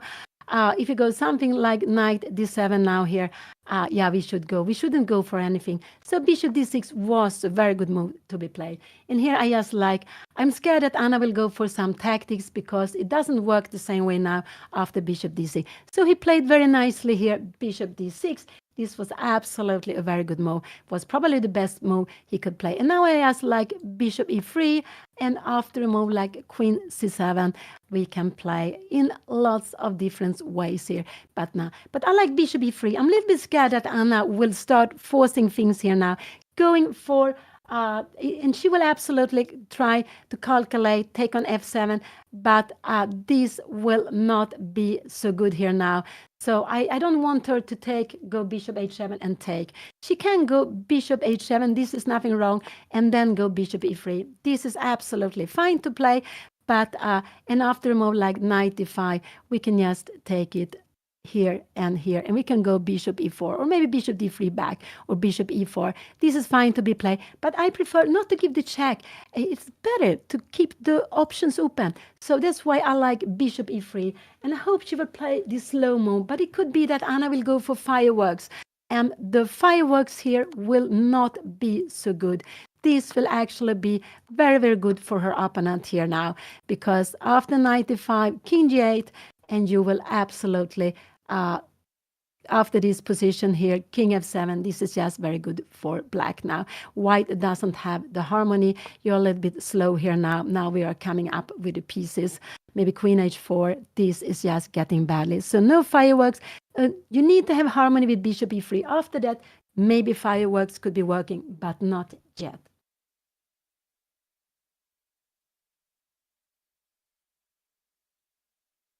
Oh, so Anna play. What did she play? What did she play? What? She's not playing. Yeah, she has played. She has played, but I cannot see. What did she play? She played something, but I don't see what she played. She played bishop d6 was played. And what did Anna play? She didn't go bishop e3. She played, what did she go? I cannot see what she has played here now. She has played something, or is she still thinking? She is still thinking. Bishop d6 was played. Anna is down to 1040. No, she hasn't played, but bishop e3. She needs to make a slow-mo, and I'm a little bit scared that she wants to go for the firework, and they don't work now. They really don't work now. So, yeah, no, she didn't play. No, she hasn't played. So she needs to gain. Remember, we play against this knight. Put away the bishop. This knight is not good on b3. We will play against it. So this would absolutely be a good move to play here now. This was absolutely be a good move. Queen f6 look very dangerous to play. We will go queen c2, knight a5, and we will go something like this. I'm just wondering here what is happening here. And in the end, we have a piece coming up here. You can take on f4. Maybe we can actually start with a move like this. And now we take it instead. So you have a bad pawn structure. But there are so many things to think of. Anna is only having 10 minutes now left, and she needs to play these slow moves. And I think she's just looking at the fireworks, and then this will be not good. So I think we will see the check, but I want her to go bishop e3. I'm just so worried that she will go start with some fireworks when just playing a slow move is what the position is asking for. The position is really asking for bishop e3, but I'm so worried. She's on her way to move here now. She is on her way to move here now. She played bishop e3. She played this good move. Oh, I'm so happy. This is what the position was asking for. What is this knight doing in b3? It's not well placed there. We're keeping everything under control. Bishop e3, that was good. I only wish she had played it 5 minutes earlier, at least 3, a little bit earlier, but that was absolutely the best move. We are playing here against this knight on b3. It will come back, and you cannot go like this. We will just go queen a2, and we are going to get We will get on. Yeah, maybe this is. Maybe you can go here, but maybe maybe we should give the check here first, and we should go bishop c2. This is the way to win the piece. This is the way to win the piece because we need to have it defended, not queen a2. So I don't think her opponent will take on a4. That will not be good. And taking on f4, we can also go bishop c2 directly. That will also be fine, absolutely. But normally it's good always to kick away the bishop here. So what did her opponent play? He played knight d5. He played knight d5. Now Anna can take on d5. She can take bishop take d5. Can she go something like this? No, this is not so good because you can maybe take here now. King takes, queen a8 now, and we have d5. After taking here now, we have knight d7. This is getting, I'm not sure really what is happening here now, but we are having lots of firework. We are playing against this knight. This is getting very crazy. Knight d5 came. Anna should just exchange it. Can she play in another way? No, I don't think so. Yeah, not really. Playing in another way will cause her problems. She should just take it on d5. Just take on d5. This is what she should do here now. I think that is absolutely the normal way of playing. Take here on d5, and we go queen c2. Can you go after the bishop here now? No. Then we have knight c4, and we are getting some heavy threats, you can see, and all of a sudden the knight is trapped here now. This will be actually fantastic. After a move like this, the king is running away. Bishop b3, and we have the king is running away, and this is winning. So let's see, go back. Just take on d5. That is because white is planning to take on, black is planning to take on e3 and take on e5 to give Anna a double pawn. And she took on d5. That was good to do. Her opponent will absolutely take back with the bishop. He will play the most active move. And after that, I just like Anna to go queen c2 and to play this position. After queen c2, can Anna go queen c2? Can her opponent play like this? Take and go something like queen a5. No, we are going queen e2 here now. If you go after the pawn here, we are getting some counterplay here now. King h8, and we can even grab here now. And we are going to go in here. After this, we will actually see this will going to be something fantastically here done. So this is actually, so Anna took on d5. Her opponent will absolutely take back with the bishop. Has he done it? Has he played? I think he played immediately. He took with the bishop. And now I like queen c2, just getting up with the queen quickly here now. This is what I would like Anna to do. Just go up with the queen to just start putting pressure here. So queen c2, but it could be that queen c2, I think we will see this on the board, and maybe queen a5, but this is not a good move because she's bringing it here. She's going queen d4, and after here we have, she can even take on a6. Can we play like this? It will be about equal. Yeah, this will absolutely be about equal, but you can also bring up the king here now, and you can even maybe we play a move like this, because the plan is we have this check, and this is just winning the game. This is actually winning. I guess we will just grab it here and we will take on h6. This is just fantastic. So let's see, go back. Queen c2 is what I want her to play. Will she play that? That is not such an easy move. What can she do? Otherwise, yeah, check. No, I don't like this so much because the bishop is better here. No, I want to go queen c2, queen e2. This is what I want to do. Don't care about the pawn. What more could she do? Could she go knight c4? This looks a little bit scary. Can we have some threats here now? And we have this here and check. So this would actually be a mistake. Not knight c4. Don't go knight c4. That would be a mistake. And that a little bit worried me. So I want queen c2. After that, we can go knight c4, but not in the position, not yet. Anna is down to 6 minutes. Her opponent has spent 25 minutes, but he wasn't using lots of time. He saw that Anna was threatening mate in 7, and there was mate in 7. Incredible. All of a sudden, in the middle game. But her opponent defended very well against it, and we have this position. The chances is about equal here, but Anna needs to keep on playing well. And her opponent, yeah, he went for controlling the d5 square. He took away this annoying knight on f4. And now Anna needs to go queen c2. not anything to c4. This is what scares me. I also think that check here now, king bishop e4 could absolutely, here we have bishop e4, because yes, after this we have a mate here now. And this position is actually very good for white because we have bishop c2 and we will win the queen. This will be a piece up. Whatever we do, rook d1 will be coming, so this is not possible. So not bishop h7 now. Queen c2 is absolutely what I want Anna to play. But she's only having 5 minutes left here now, and this is actually the problem, I would say, with Anna now. Now I think it's the problem. When Anna has a fine position, yes, the time is important, and she has to play, and we have a positional position now here, and I think her opponent is just want to go. So queen e2, queen c2 is a good move to be played. Queen c2, knight d4, it would not be possible. Aha. And queen g5, what is going to happen here now? This is absolutely possible to be played. Wow, we need to go f3, and we have this. Wow, how is this position? And in the end, we have bishop take a5. So this will be about equal. This pawn is hanging.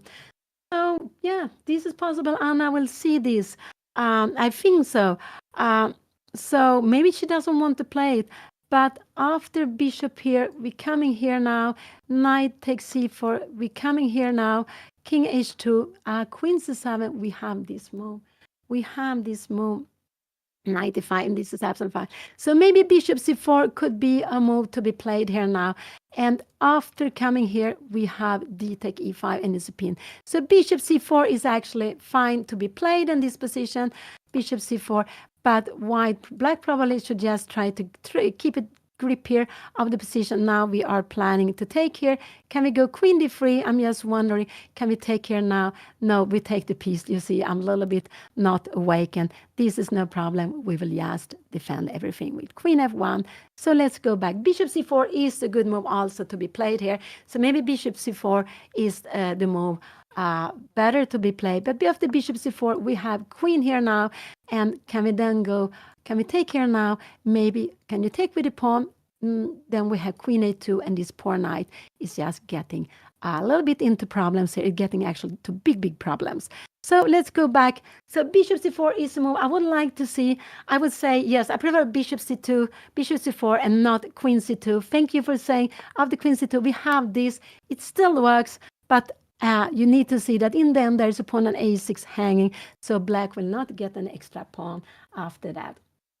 So this is the second round in this classical match. They're playing with only 1 hour per game, and I think it suits very well Anna's opponent, ODIN. He's playing very quickly.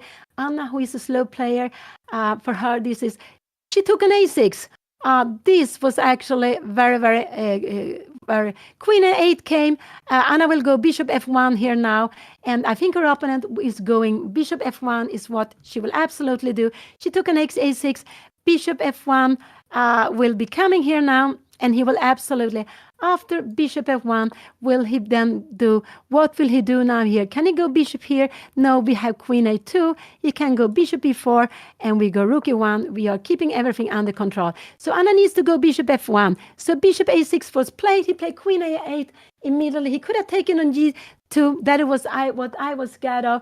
But Anna played queen bishop f1, and she's down to 3 minutes. And if he goes queen takes here now, I just think queen c2 is that a good move. We have knight c5 now coming out with a knight, and we can take here and play this position, and we have knight d3. And we have position like this where it's a little more pleasant. Maybe we go, I don't know, can we go like this? And it's a little more pleasant for black.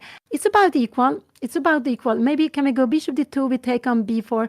You need to go b3 here now, and we play this position. It's a little bit more... So I think we will see queen. He has played. I think we will see queen take e4.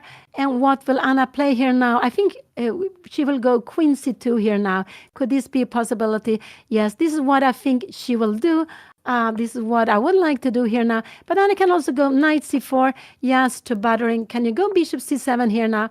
And now you go queen c2. This is absolutely fine, because if you're doing something like this, we have rook a1 and we are kicking the knight. We get some more activities. So knight c4 is absolutely a good move to be played in the position also here. Now, this is actually, maybe knight c4 is the move I would like Anna to play here now, actually.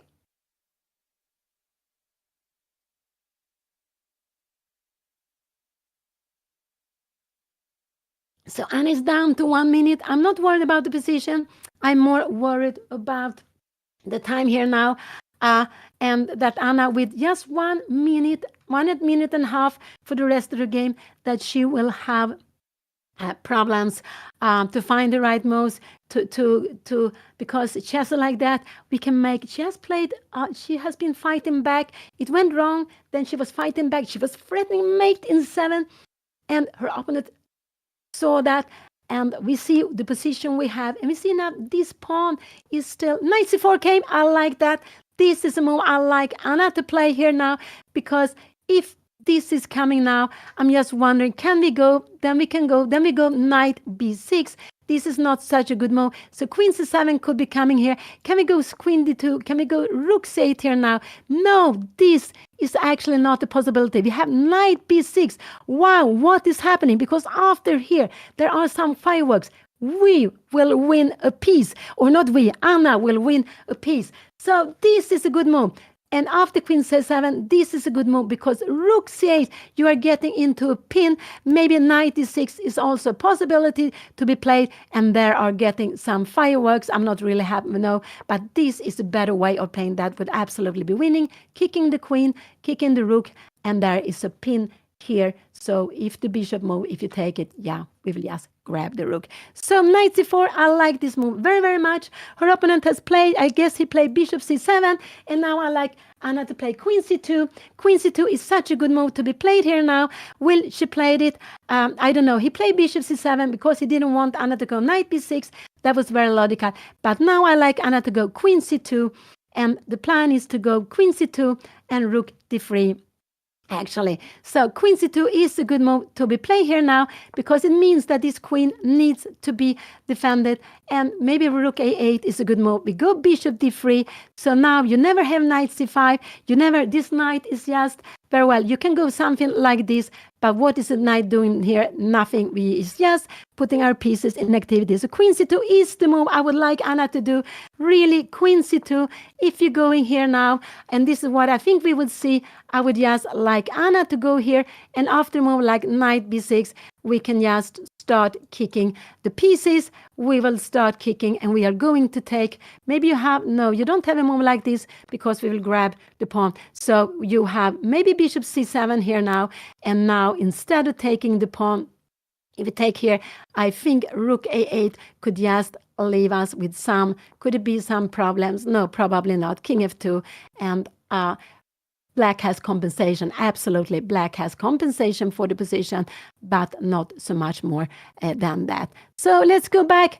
Knight c4 was played. Has she played? She needs to play. She played knight b2. Knight b3 was played. Now Anna needs to go rook c1 is a good move to be played here now. Rook c1, knight e2 was played, and rook c1, I need just to put the piece in an active square and to attack. So rook c1 is a very good move to be played here now. Oh, wow. She can also go queen a1 if Anna wants to. Could queen a1 be a good move to be played? No, that's not so good, because it's defended. Rook c1 is a very good move to be played. The queen is coming back, and we can maybe go, something like queen c2. Do we have rook c8 here now? And now we have some threats here. This is a little bit, maybe we need to go here. So rook c1 is logical. Anna wanted to get away with a knight. She played knight e2, but I didn't like it. She's playing a little bit passively. She's down to half a minute, and rook c1 was played. This is good. The rook needs to be on the open file here now. Rook c8 is not what you really want to play.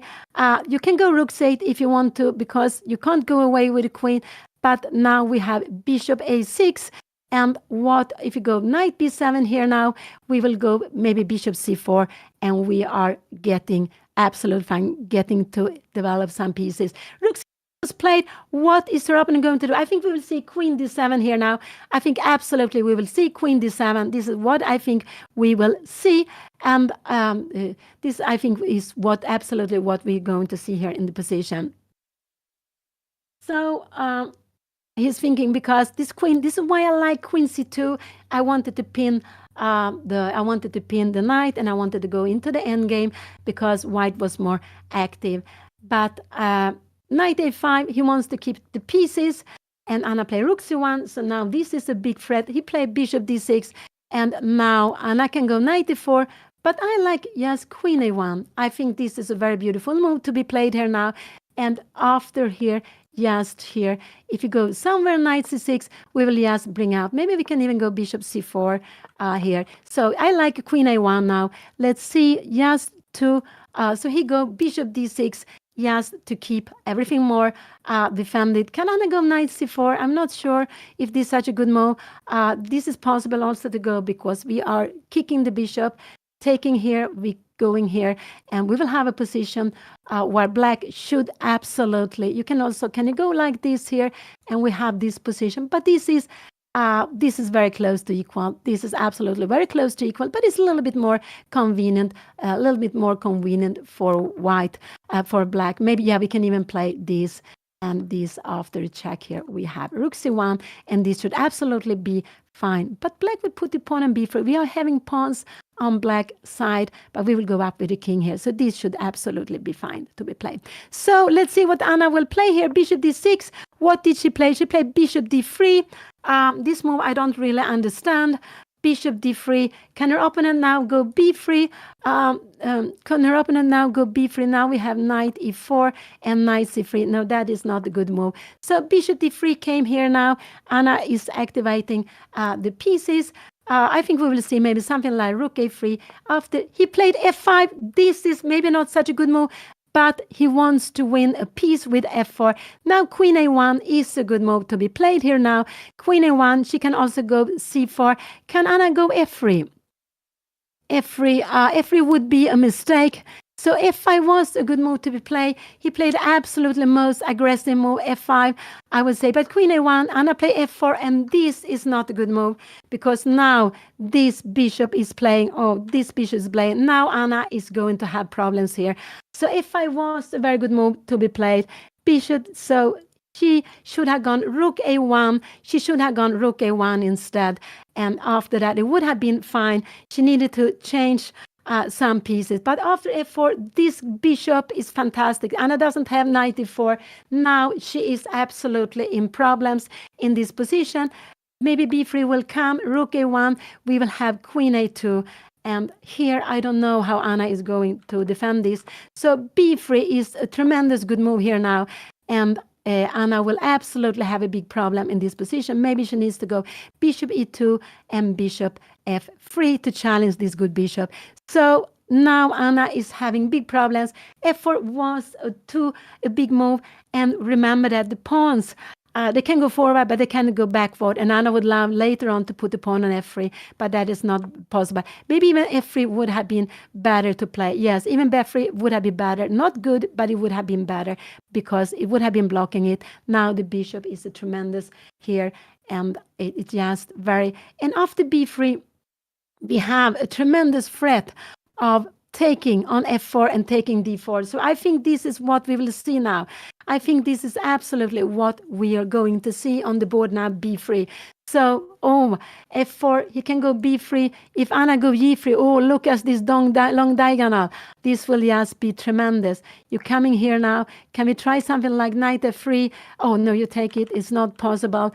And if you go...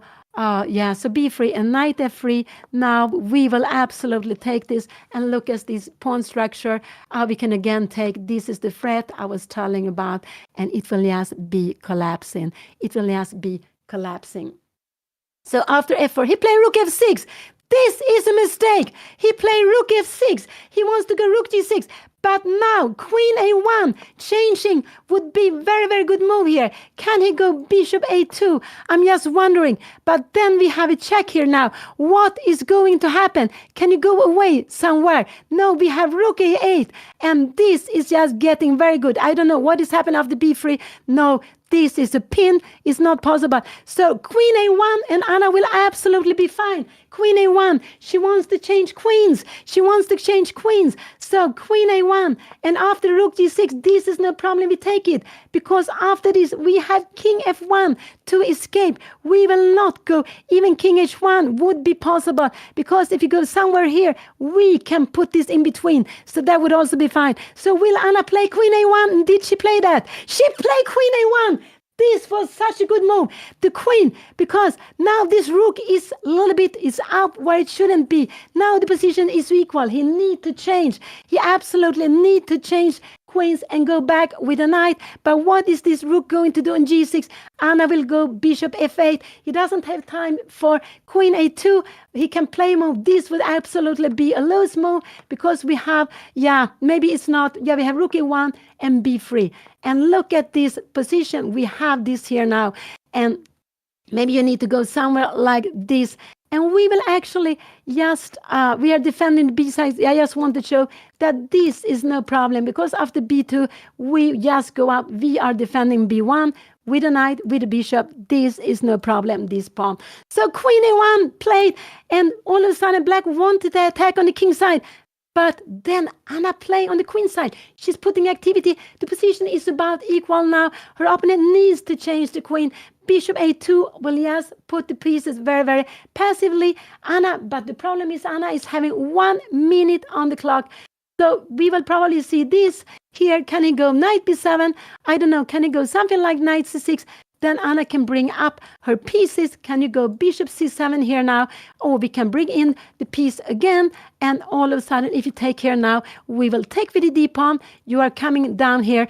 And we are going to get a pawn here on b7. So maybe it should be, so this is absolutely fine. Oh, this is getting absolutely fine. Rook a1, queen a1 was such a good move. It was such a good move. I'm just now with the position Anna has, because this position absolutely fine. He played, I guess he took, and he played bishop c7. And now what Anna can do is now she can absolutely go rook c1. I think this is what we will see. She can also go, can she go also here now? Bishop c6, and she can take the pawn. This she can absolutely do. So after rook, I think we will see rook a4 on the board. Can her opponent go knight c6 here now? But then maybe we can go something like bishop c4 to get activity here now. So let's see. This was played very quickly. He wanted to keep it. I think we will see rook a4 on the board. I think absolutely we see rook a4. And if my opponent make b3, can we go rook b4 here now? No, this is not such a good move. So b3 will come. But maybe can we go something like knight c4 here? Yes, we can do. And the plan is just to get more activity. You can go here. And after this, we will start to play against the bishop here, coming here, and maybe rook b7, maybe rook d7, just to bothering this bishop all the time. And if you're coming here, we will not, we can even take it, but we can go rook b7. Oh, this is very far away. Let's go to the game. So he played bishop c7. Anna needs to play quickly. She only has some seconds left. I don't know how many. I can see only 9 seconds left. She needs to play quickly, but I think maybe rook b4, rook c1, anything she needs to play. She's down to 4 seconds. She is down to 4 seconds. And I'm scared she's going to lose some time. I'm scared she's going to lose some time. But it might be some delay. She has 15 seconds left here now. 15 seconds. And she plays rook a4. She's going after the pawn. I think we will see b3 here now. And then I hope Anna will just go for activity with knight c4. This is what I hope she will do. Just to go for activity with knight c4. So rook a5, I think we will see b3. I think her opponent absolutely wants to keep the pawn. And after b3, I believe she will go here. You know, these things are never any problem. Now, we can also go g3. We just defend everything. This is absolutely no problem. There are no queens on the board. So we just want to, was b3 played? No, he hasn't played yet. Rook a4, he's thinking. So the problem now, Anna's position, absolutely fine. The problem is actually the time. The problem is the time here in the position. Counter opponent go knight c6. Anna could go bishop b5, but I'm a little bit... the idea is if you try to defend here now, we have rook a6 and we are picking up a piece. But I'm not so keen on giving the bishop here.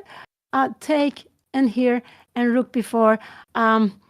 Oh, yeah, we can play this here, and this is maybe bishop d5, rook a5, and you will have compensation here. This is absolutely compensation because you have such a strong bishop here. You have such a strong bishop. I don't know, maybe we can go knight f3, but you will not take it, and it's compensation. Let's see, let's go back. So rook a4 was played. What will her opponent play? Knight c6 or b3? Anything else would surprise me. Anything else would surprise me here now. And Anna, yeah, I thought she had only some few seconds. She had few seconds, but she had like 15 seconds. And this is something that I think is so scary to play with. I would say rook g3 would be a mistake because after g3, this rook is more far away. It doesn't have any way to enter, so you would lose one more to move just to get it back to the game because what is taking place here? Here is blocked on the king side. The action is taking place here on the queen side. So this rook is needed to come back on the queen side. It's absolutely needed back on the queen side. This rook would be better on f7 or f8. f8 probably because it would have an open line then rook b8 would have been fine. But on f6 you cannot defend the pawn on b4 with the rook. Yes, exactly. This is a beautiful outpost on d5. Defense e6. And only way to take it, the only way to take it away is with a piece, with one of these two pieces. And it also attacks g2. So it's just a fantastic outpost on d5. But white, Anna is now compensating it with activity. And with this rook, which is just out of the game a little bit, dislodged a little bit out of the game and needs to play rook f8 to be back again. So Anna is just using the time to attack in the pieces.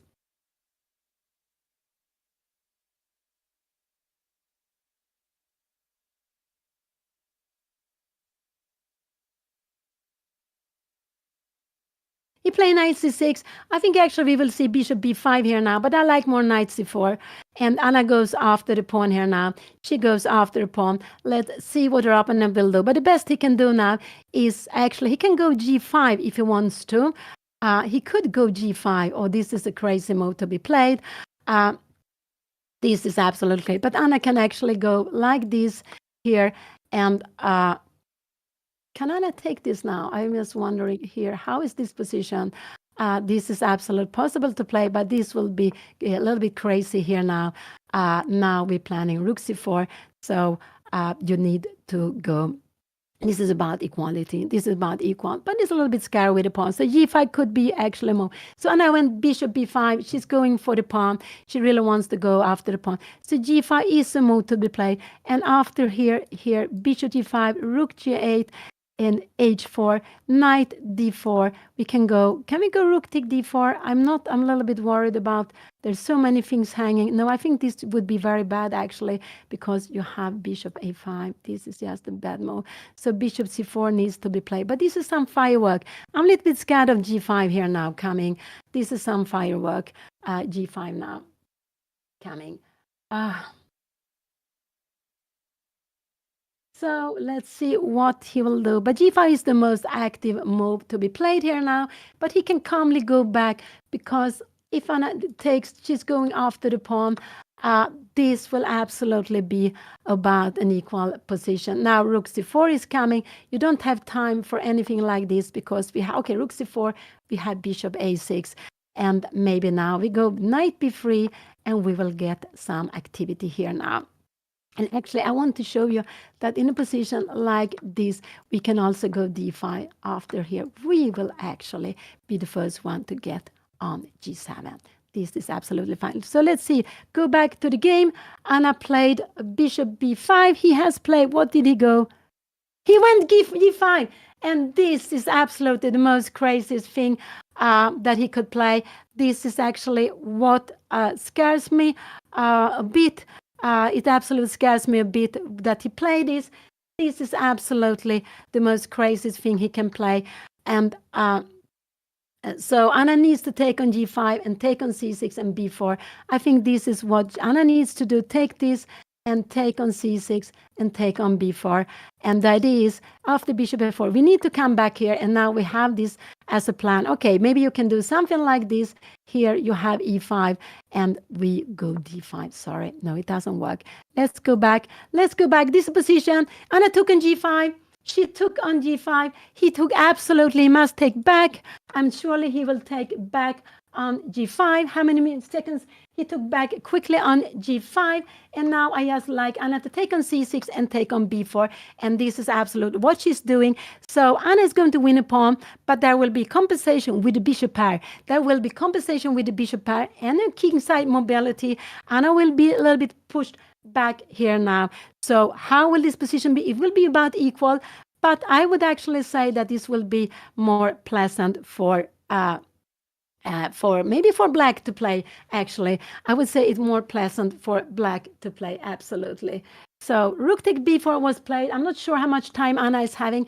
I can sell it in 1.5 minutes, something like that. But it's for the whole rest of the game. Her opponent is down to 70 minutes.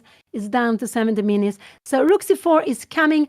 So f4 is a logical move here, and maybe rook f7. But then I wonder, can we go knight f3 here now? Because after g4 we have, can we go knight g4 here now? You can go here, and we go rook c4. Yeah, we are getting some threats here, but probably in a position like this, we go knight d5, and we will play with a different color bishop, and this is absolutely fine to play. This would be about, this should be a draw. Only be careful. After anything like this, we will go rook d4, and yeah, if you go somewhere like this, we will grab the pawn. Let's see, go back. So this was happening. What did he play? I think he played f4. Bishop f2 was played quickly. Her opponent still has 70 minutes. Anna has 2 minutes. This is about equal, but Anna has a big threat. Rook c4. What can he go? He can go bishop d5. This could be a logical move to be played here now. And here, can Anna go knight f3? Goes g4, and we have knight e5. This could absolutely be fine. I think this, and also we are never scared of taking this. This would only be better. So maybe a move like knight f3 could be played after rook f8. I'm not sure. Can we take on g1? We have rook a8 here now, and we have something like this. This is getting a bit scary but is it scary enough? Oh, this is loud. Oh, let's go back. Let's go back. So what he's playing, he's thinking, he's down to 60 minutes. Anna has a big threat. Rook c4 would win here on this, and he can go here, winning this. But Anna has this very, very nice in-between moves. If you're taking here, we will take here, and this will absolutely be fine for Anna. She will not be worse in this position. After a move like g4, we have to be careful for g3. Maybe we should go bishop h4 here now. And after a move like this, we can even go rook c2. And we are getting fine. We have a pawn extra. We are getting fine. But there's so many tricks here. Could bishop a5 become, it could be that he wants to play bishop a5. I think so. But if he goes here, I think here we will see this move. But then we have a check. And when the king should be on white squares, we can start to get some activity. And it needs to move away, and maybe we can start getting some activity, keeping control of the squares here. This is very far away. So what will he play? But Anna is not losing a piece here, because after this also she has to check immediately, and rook b8 and knight c4. He played, what did he play? He played, what did he do? He played bishop d5. I think that was a good move. But I think now knight c4 is a good move to be played here also now. It's not. Anna should go knight b1. So bishop d1, knight b1, but maybe knight d3 is a move I also like. I like knight b3, and here, this is a move I would like to say. After g4, we have knight d5. So knight d3 is a move I would like. Not knight c4, but knight d3. But this is very, very difficult. Anna is down to 1 minute and something. It's such an exciting position. but she needs to keep the pieces. Her opponent is planning g4, g3, playing against her king. That would be very scary. So she would love to go knight e4. It's not possible. So knight e3, and she wants to have the route to e5. I'm not sure about this because I think you can you go knight e5? No, we have knight e5, but maybe we have a move like this now here, and I don't know, knight b6. This could be scary because now we have here, and this poor bishop, oh no, sorry, we have bishop a8, and this is getting a little bit scary to play with. This is getting a little bit scary, but maybe this is fine after here, and yeah, the rook f1, we need to go bishop g1. This is a little bit scary to play, but it's okay. Let's see. So Anna needs to move the knight. She needs to move the knight. Knight c4, knight f3, knight b1 is a good move also, but knight c4 is what she played. The knight is coming. It was a logical move to go knight c4. She wants to go. And now, could f3 be a move here to be played? I think f3 is not a good move because actually we can even take, but you can also go knight e3. We are kicking this after here. We will actually take here and we will go king to g2 and we are absolutely fine.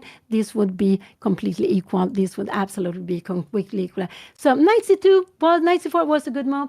It was absolutely a good move. If g4 is coming, we will go knight e5. We need to put the knight in the center. This we would be absolutely very happy with.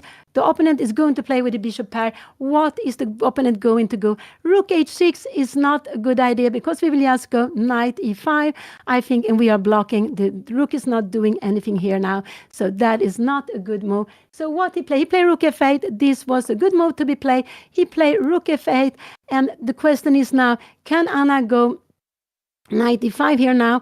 I'm a little bit scared of rook a8, so this is a good move. So maybe Anna needs to go knight a3.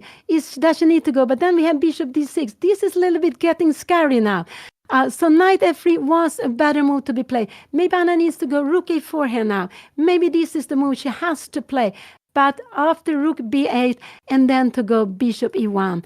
This is actually how I would like her to play. But rook a8, will she play rook a8? Because this is the heavy threat her opponent is having. He's having a tremendous threat of this. So rook a4 is what I would like her to play. Rook a4 just to keep. She played knight e5. Oh no. Now after rook a8, I don't know how Anna is going to handle this. She will need to go h3 here now. She is going to go h3. And after a check here now, she will come here. We have rook f1 here now. And now we have knight g4. But I'm just wondering f3. We still have g3. But this is very, very scary. This is very, very scary. So knight e5 was played. I'm sure we will say rook a8. Now her opponent is getting. We will see rook a8, h3. And there will be some scary things here now happening. I don't know what will happen. He has played, did he play rook a8? Anna needs to go h3. I cannot see any other moves for her to play than h3. I cannot see that. I cannot see anything else than h3. And she needs to go king h1 and just to play. And here we have it. We will see a check in king h2. And what will her opponent do after that? I am not sure what her opponent will do. But we can see this will absolutely come here. And after, if her opponent goes f3, we can actually take this because this is no problem. We are actually bringing out the king. Can we maybe start even moving up the king? Absolutely. We are just getting out with the king. This is absolutely fine. No problem. So this was played. We will absolutely see a check. This was played. King h2 was also played. And now this is a scary position because look at these two bishops. They are completely dominating the board. But if her opponent goes rook f1, there's only one way. No, Anna has knight g4. So this is something we could see. He's playing so quickly. I think he will go rook f1. I think so. But after rook f1, Anna has knight g4. And if he goes something like, yeah, this is very, very scary. This is really very, very scary. Can you try to go something like this? No, we have check and we will pick up the knight, bishop. But now maybe we try to play with the king. And Anna needs to try to go something like this to get in with the pieces. But these pieces are so dominant. Maybe she has to go queen a4, queen a7, somehow to get some activities. but black is doing very, very well. Rook f1 was played, and Anna, has she played yet? She needs to go. Knight g4 is the only move I would say to play here now, but she has only 2 moves, and I hope Anna goes knight g4, but it could be that she goes bishop g1, but she needs to go knight g4, because after knight g4 she has a plan of not taking on d5, actually. Yeah, maybe she has a plan of taking on d5 also. So knight g4 is the most active move, not being worried about the check. So I do hope Anna go for knight g4. She play knight g4, and now what will happen if her opponent will go somewhere here now? Go king f7. Is there some threats here now? We need to go rook b5. I need to get this active. You go something like this. Maybe we have rook c5, queen d6, and maybe we can get rook c1 here now, and we will always have to play after check here. We will always have to go g3 to block this one, really to block this one. And I don't know if there is some time to going bishop e1 just to get this pawn moving, but we have rook c2, and we are just defending everything. Let's see. Let's see. Let's go back. This is just so scary. What a scary position. But it has been amazing, or it is amazing game. Very, very fighting. And I need to have a little more time. And she went for the pawn. And she went wrong with the knight, but that was not easy to see. Knight c4 was a logical way, blocking e5. She should have gone the other way. That would have been better. But she went for this way. And now black has got in with the rook. And we see the power of the 2 bishop. We see the power of the 2 bishop and a rook. And Anna's king is just not very safe. It's not very safe here now. And what is he play f3, and I only have 1 move to do here now, and that is g3. f3 was played. It is a check. There is a check. She needs to go g3. Absolutely, she needs to go g3, and to have this position. And that was absolutely a good way also to be playing. So what can her opponent do? Maybe he can go something like king f2 if he wants to, and Anna will need to bring rook a1, and she's getting some now this is actually some threats coming here. So this was played, and how is the position? Black is better. Can we go something like this? I'm just wondering here. Can we start coming up here now? Can we go rook a7? Maybe this is after bishop here now. We will have a perpetual. I'm just wondering what is happening here now. We will have here, and we have rook take f3. Wow, what is happening here now? This is just getting so amazing. And we will have a position where all in the sudden, in the end, it is just black who is better, white who is better. This is very far away. So here we have the position. Black's all pieces are good. The only one which is good is not the king. So Anna is planning rook a4. This is her way of getting activity. This is her way. Can her opponent try something like this? No, then I think we will actually go knight f6. If you come in king f1 here now, we will grab here and take here, and we will go rook b3, and we are going to win the pawn. Now, this is not possible. So this rook cannot move away because Anna will go and take the bishop. So you can go king g7 here, but then I just like rook a4. I like rook a4. We are having a threat of after bishop here. We will come in here now. And what are you going to do? Bishop d6. We are just going to keep on kicking the bishop. You are maybe coming here, and we will not kicking it like this, but we will just keep on and just keep this position like this. So let's see, what did he play? What did he play here now? Oh, it's so exciting. We have this position. Anna needs to block. This bishop needs to stay. She should not move away. The bishop, it needs to stay here to block the pawn, because we have to be careful that the pawn is not moving, and there will be a mate on h1. That could be very, very scary. Anna's to move would go rook a4 here now. So maybe, if you go like this, but this was also not good, because we have this one, and we have rook b3 here now, and we will take, I shouldn't go there, and rook b3. We can also go, even rook b7 is good here, I would say. Both of them are absolutely fine. Let's see, go back. This is not possible to be played. So king move, we will absolutely see king move. King d7 was played. I think we will see rook a4 here on the board. King e7, king g7, king up was played. I don't know exactly where the king went out. Rook a4 was played. The rook needs to come because this king cannot move anyway. The knight cannot move. We lose the bishop, and the bishop shouldn't move. It doesn't have any active move, and we're also a little scared that this pawn move further, and it would open up, you see here, and rook h1. So we're a little bit scared of that. Anna still could take with the knight, defend against it, but the bishop will not do anything. So the bishop is good to block the pawn. That is good. Queen a4 was coming. Anna is just actually having some plans of going rook a7 here now. Could king g6 be good? But king g6 is not so good. We have this, and you can go rook c1 here now. And in a position like this, not knight e5. This would be, but maybe knight e3 would be a good move, because this, we should be a little bit careful. This would absolutely be losing here. And we go rook c2, king g1, and we will have this. I guess we can go, yes, rook f1, moving away the bishop, and f2. There will be a mate. This will absolutely be the end of the game. So Anna is not allowed to change this knight. King g6 was played. Now I just like to kick the bishop. Yes, to kick the bishop. King g6 was played, and I just like rook a7. Yes, to kick the bishop. We will see rook c1, rook a7. We will see rook c1, and now I like knight e3, because you have to go bishop e4, and maybe in a position like this, we can go rook a6 here now.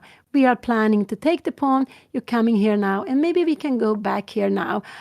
Maybe the king is coming, and we will just keep on playing. Is it coming closer here? I'm just wondering if this is getting, yeah, this could actually be, and we go here now in the end.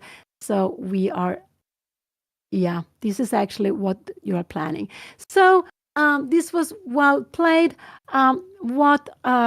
He played, Anna is down to 1 minute. She has 1 minute, I think, on the clock. No, only 25 seconds. But I would just go for activity, not start moving the pawns. This pawn is not going anywhere. I just would like Anna to play with the rook. Just kick the pieces. Just kick the pieces.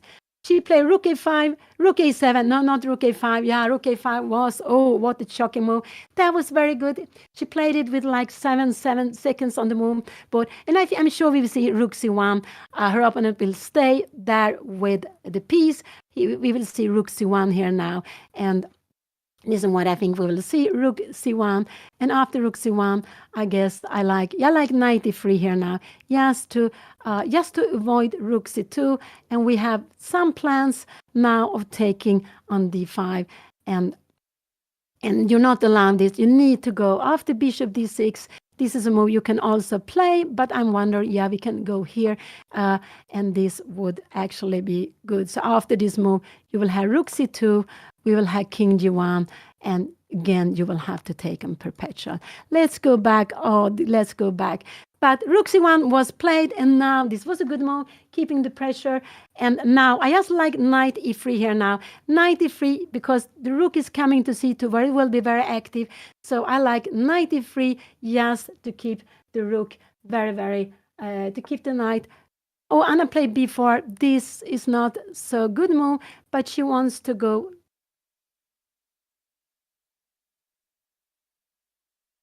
She wants to go b5, but bishop b6 and rook a4. Yeah, this is possible to play king f7. But this is getting scary. No, I don't want to play with the b pawn. I would have liked to go knight e3. b4 she played. I think we will see rook c2. I don't know, rook c2. Can we go king g1 here now? There are some scary things of taking here. Take rook g2, but this is actually fine to be played. We have knight f2, and we can see that this rook is not coming out. Yeah, it's coming out like this here and here. So this is absolutely fine to be playing. Oh, it's so exciting.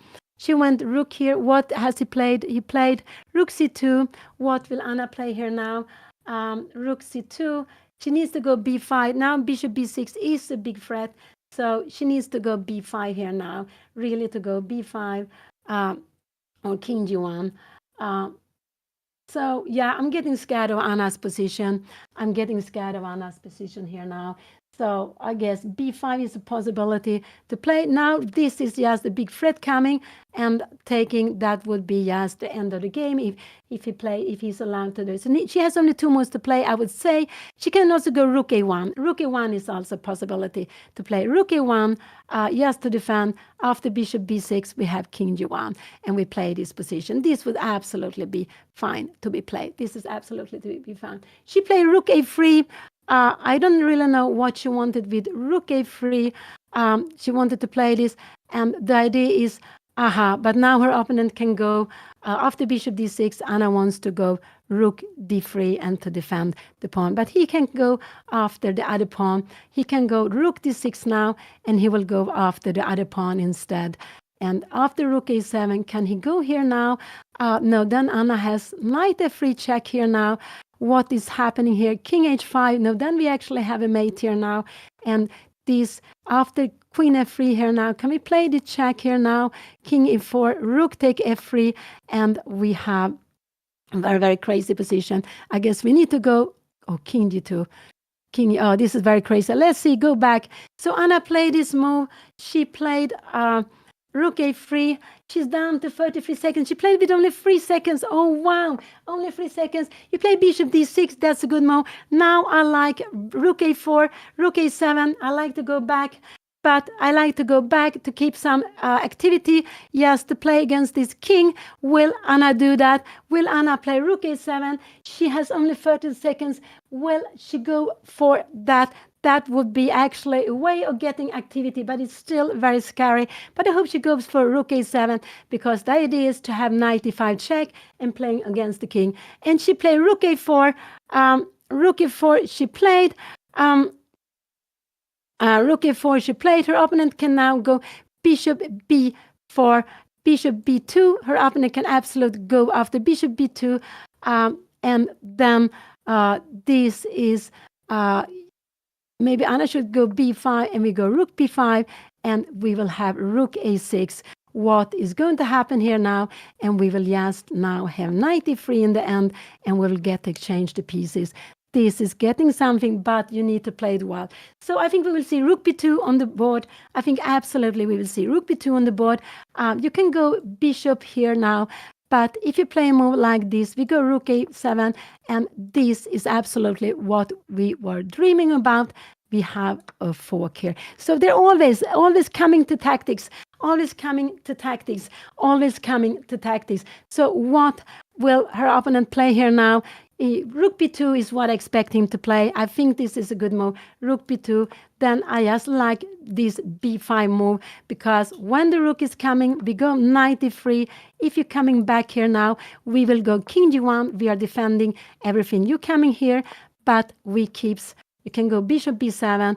And we are now having the second line. So maybe in this position, king e1. Oh, he played. What did he play?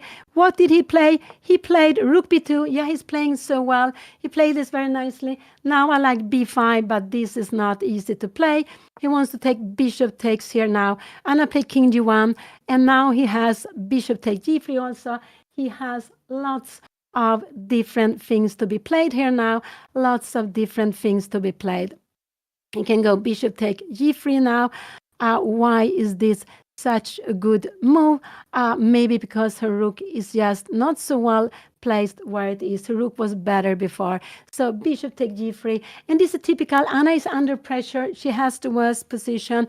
And then it's normal. We are all human that, and also very little time to go wrong. And bishop take g3 is the good move. But her opponent can also play other things. Maybe start walking in with the king. And lots of things are very good here for her opponent. So, but the plan is to go knight e3. And this b4 pawn is not well. But he can also, can he go here now? He'll check here now. Maybe now Anna has rook a7. But then you're coming back here now. And we have knight e3. And we can play this. So this is actually also fine. Can we go bishop e3 here, knight directly? No, we cannot play this because we have bishop e1. This is the threat. So, so this is, so king d1, this is just after bishop b4, and I can try to go rook a1, but the king will just march in. She will not be able to defend. So he took on g3. This was absolutely the best move. Anna needs to take back. And why is this a problem now? Because here, take king, take knight f2, bishop here now, king e1. And the king is coming in. This is the problem. We can make a move like b5. And after this, we have rook a5. But still, you are here. You are still. We can try. But she needs to take back. This is the position. She needs to take back on g3. She took back. And after bishop rook g4, she will absolutely need to go king f1. She needs to go king f1. And I don't know, after king f1, this is coming. I don't know if you can start something like b5, but I think after this was just, and the rook will just be coming here. This, you see these two pawns together? No, this is just hopeless. This is just hopeless. So this was very good. Anna needs to go with the king to f1. This is absolutely only move. King f1. Rook gt3, she needs to go knight to f2. She needs to go knight to f2. And now her opponent is just having, because this rook is badly placed. If this rook was on a2, a7, it was much better. But here it is badly placed. So he can go here. The rook, the pawn was actually better on b2 than on b4. The pawn was better on b2 than on b4. Absolutely. Because just to keep the second rank in a better way. So he gonna play king f1. He's a little bit taking a time, but it doesn't really matter. Can he go this? No, this check is not good. That would actually be a mistake. That would be a mistake to give it a check first. And I don't see why he would ever try to do that. He can do that, but that is actually a mistake. He should just take rook to g3, bishop c4, and he can go bishop c4, king e1, and rook e4, king f1, and he can go rook a2, king e1, and he can play this. But Anna has knight e5 and taking here. So this is absolutely not, it's okay for her. So he's thinking, this is why he's thinking, is he going from bishop c4 or rook take g3? What will he play? This is actually very exciting, because after this king e1, rook e2, he played, what did he play? Oh, what did he play? What did he play? He played bishop c4, king e1, he will go rook e2 now. He will go rook e2. This is what he will do. Rook e2. And after rook e2, Anna has only one move. Anna only has king f1 is the only move she can play. King f1 is absolutely the only move she can play here now. King f1 is the best move. She needs to go king f1, because if she comes king d1, this will be the end of the game and you will just pick out. So she needs to go with the king to f1. She needs to go king f1, and after king f1, rook here. You need to go, it doesn't really matter where you go with it, you take it. And we have this check here, and we have this.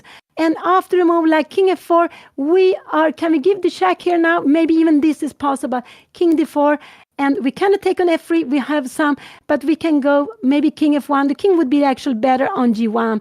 Let's see. So this is not, she needs to go king f1, she needs to go king f1. She has like 18 seconds left, but king f1 is absolutely the only move to stay in the game. And she played king f1.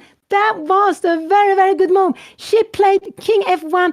That was a fantastic good move, because now if the bishop is going somewhere, you go bishop b5, we will absolutely just go rook a5, we defend the rook, and whatever you do, we will just take it. No, that is not what you can do.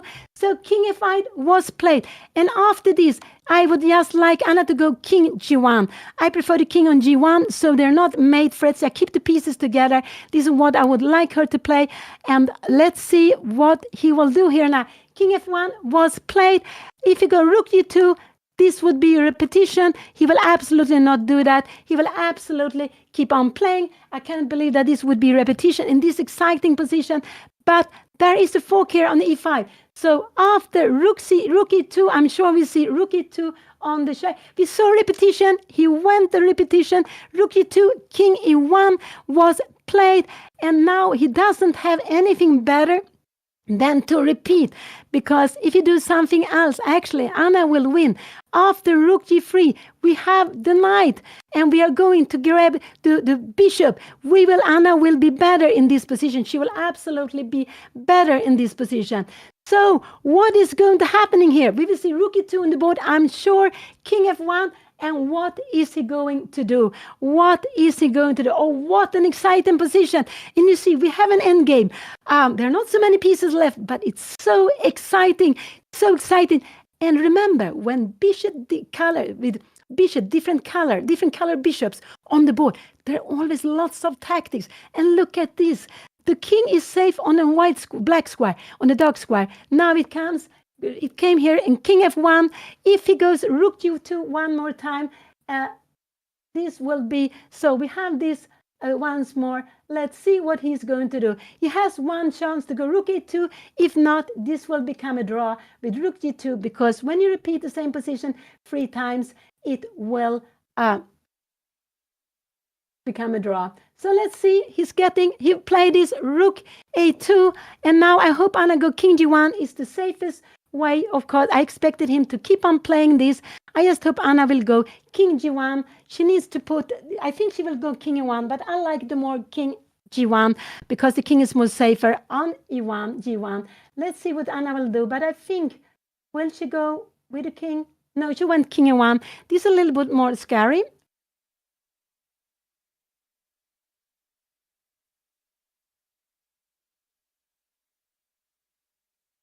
And now knight e5 check.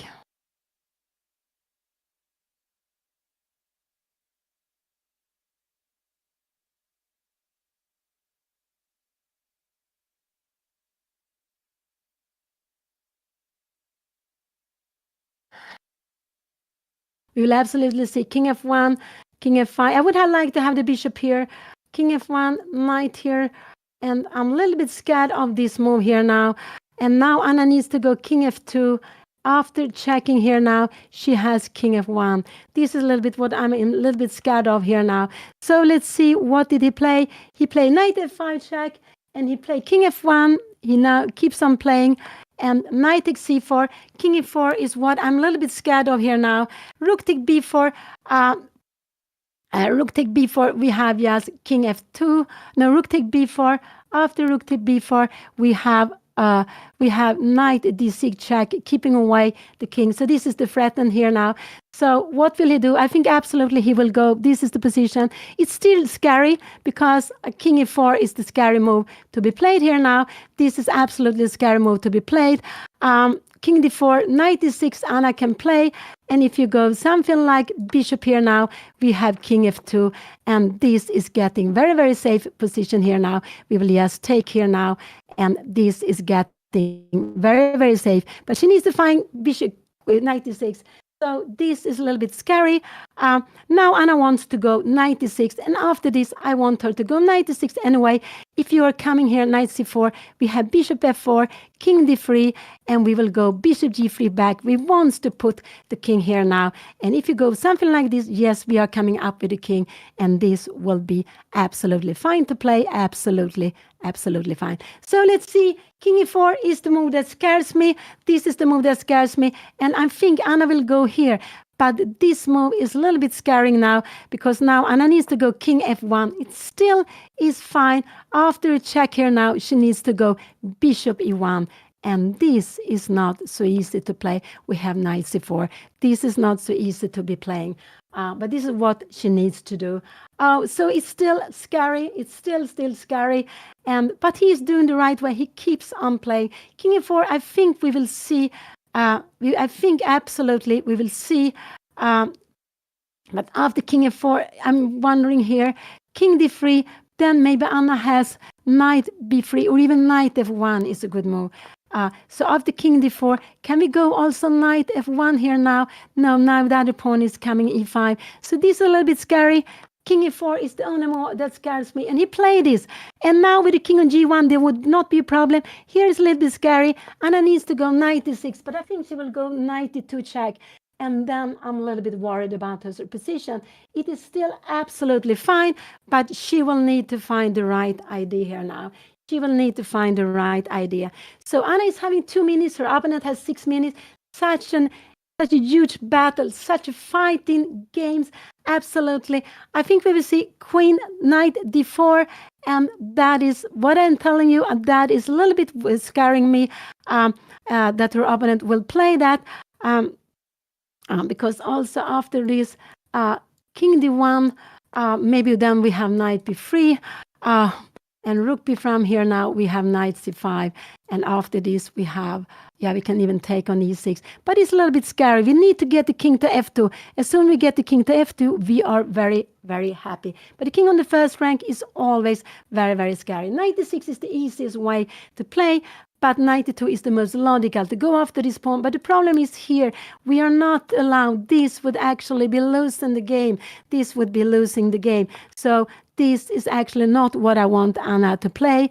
Therefore, I don't want her to go knight e2. I really want her to go knight d6 in this position, because after knight e6, if you take here now, we will go king f2, and we are safe here now. We will just go king f3. This is absolutely fine. And if you go something like this here, we have a fork here, actually. So go back. So I like knight d6 check here.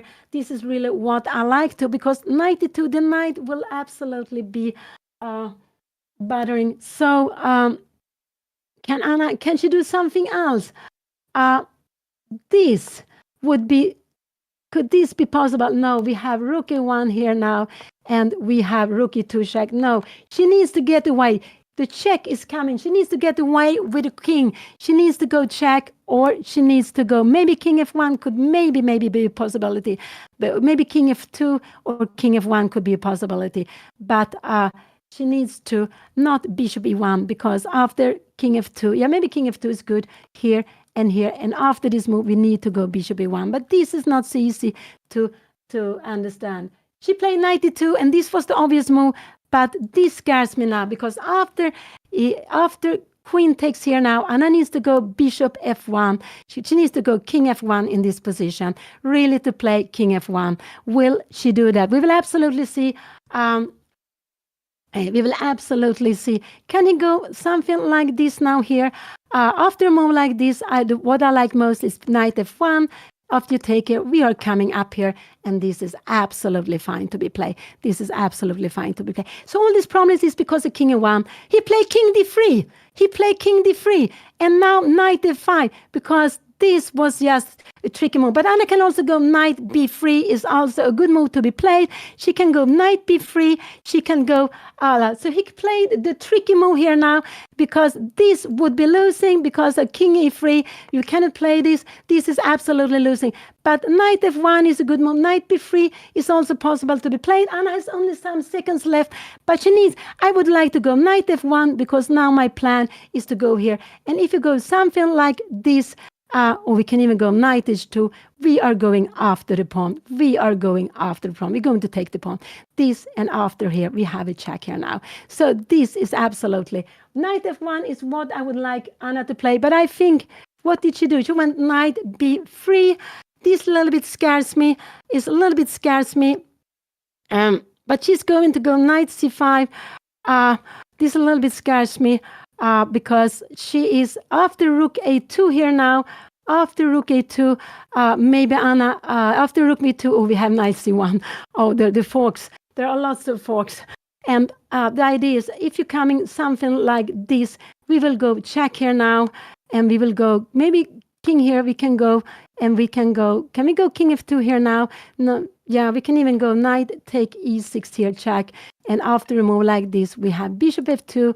We are kicking away the knight. We are just kicking away everything here. So this is fine. Let's see. So Anna played knight b3. Such an exciting. He played rook take b4 here now.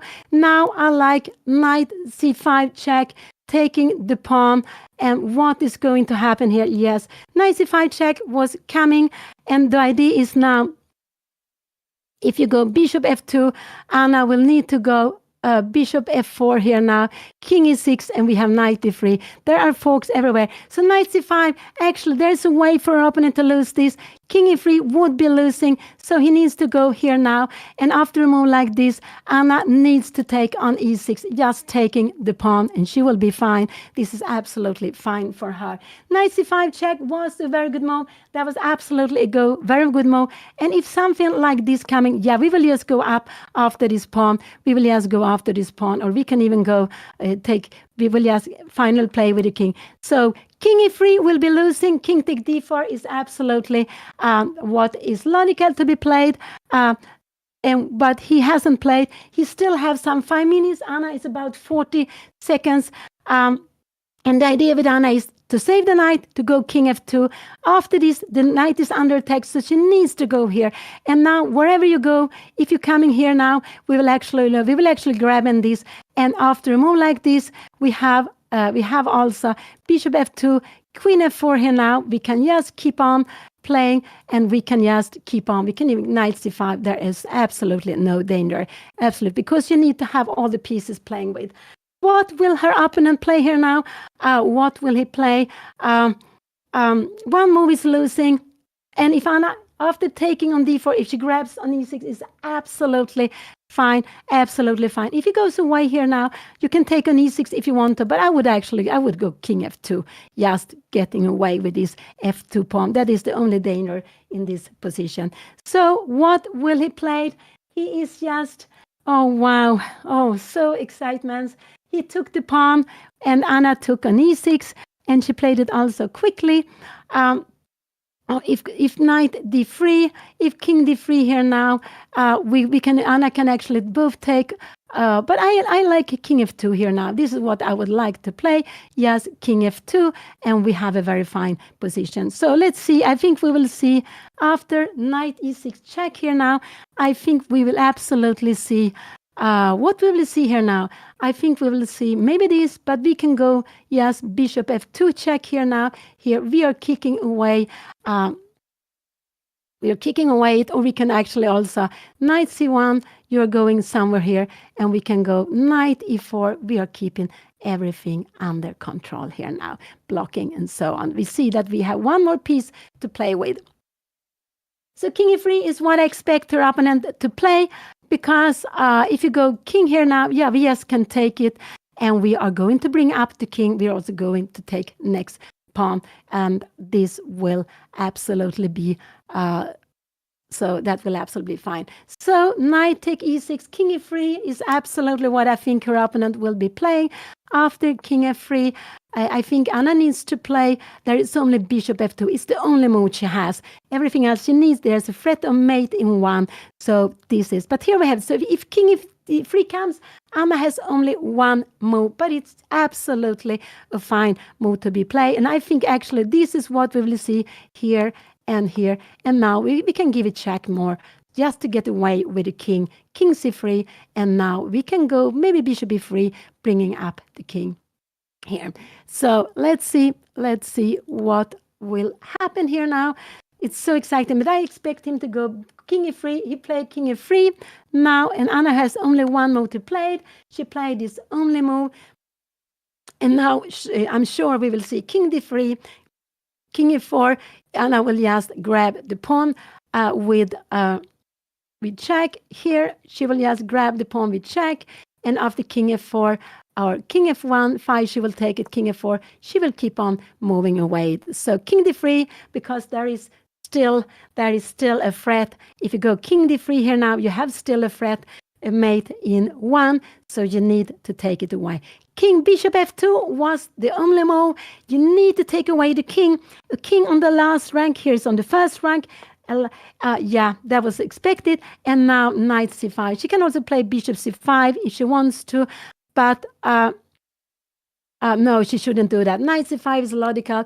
And we have also knight c5. You're kicking away the king. You are kicking away the king.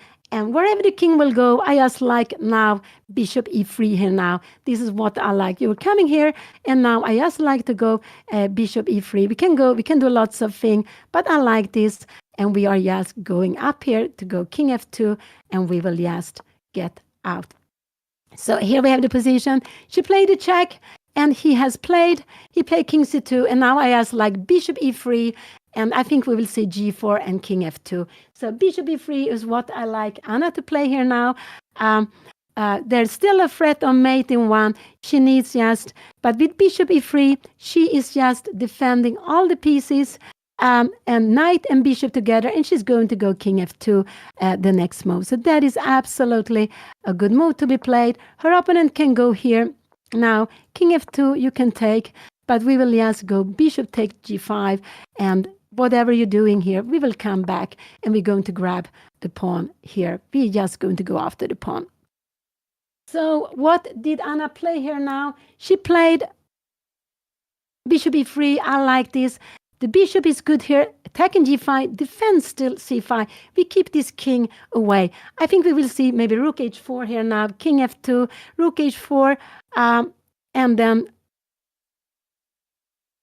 yeah, I think we'll see rook h4 here now, king f2, and then just we are taking g5 pawn, and you will actually take on h3. This is what I think we will see. So we will seek a position while black will keep f3 pawn, but then I will go and attack it with a knight, and it should just be a draw. But it's such an exciting game, so exciting, because bishop e3, we are planning king f2. This king needed to be in g2. That would be winning for black, but with the king on c2, it's just far away, cannot do anything. So Anna will play with 1, 2, 3 pieces here on the king side, and black will only play with this one and one of the pawn. That will not be enough.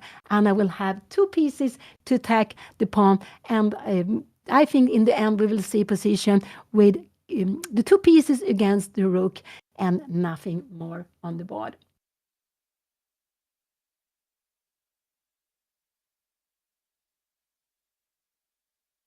Rook h4 was played.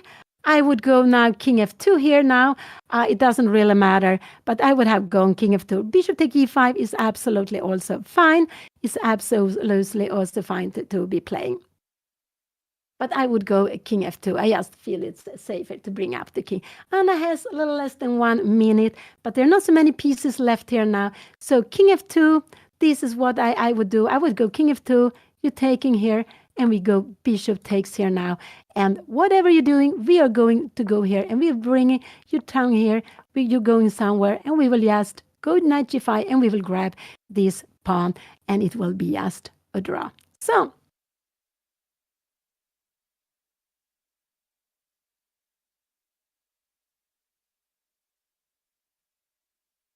oh, wow. So, can there be still any danger here? Yeah, because this is also possible, because after rook h1, we have 1 move. We have h4 actually. We have more moves. So bishop take g5 is absolutely fine also. Both of them are absolutely fine to be played.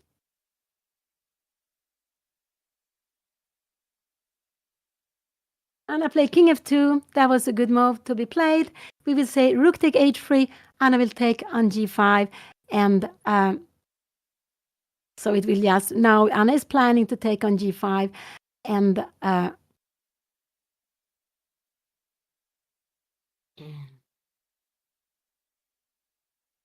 Anna took on g5. And this is absolutely a draw, this position. Will they keep on playing it? I am not sure. Let's see. We see a smile here in Udo's face. But Anna, as I said, Anna is going to play with 3 pieces on the king side. This one is not able to get to the king side. It will take a long, long time for the king knight to get to the king side. So it will absolutely take a very long time for the knight to get to the king side. So what will we see here now? Maybe king c3. After king c3, I would just go just back here now. And after a move like this, I will go here. And after this, yeah, we go after the pawn here now. And you will actually need to move away the rook. And this is just a draw. So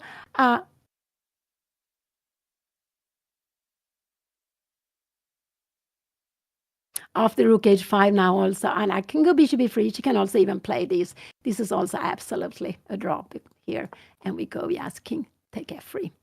So let's go back. Here we have the position. Oh, what an exciting game. What a drama. So many things have been happening in this game. What fighting game. They have been playing 70 moves. There are 69 moves. Anna's 69 moves, very close to 70 moves. They have been playing for, they have been playing for like 3.5 hours. We have rook h5 here was played. What will Anna do now? She has 2 moves to do. Bishop e3 or knight e4. And she went knight e6. This is actually a move I wasn't so happy to bring. But she wants to go. Yeah, it's no problem to go here. Of course not. There's no problem. But I always like to put the pieces closer to each other. This is what I like to do.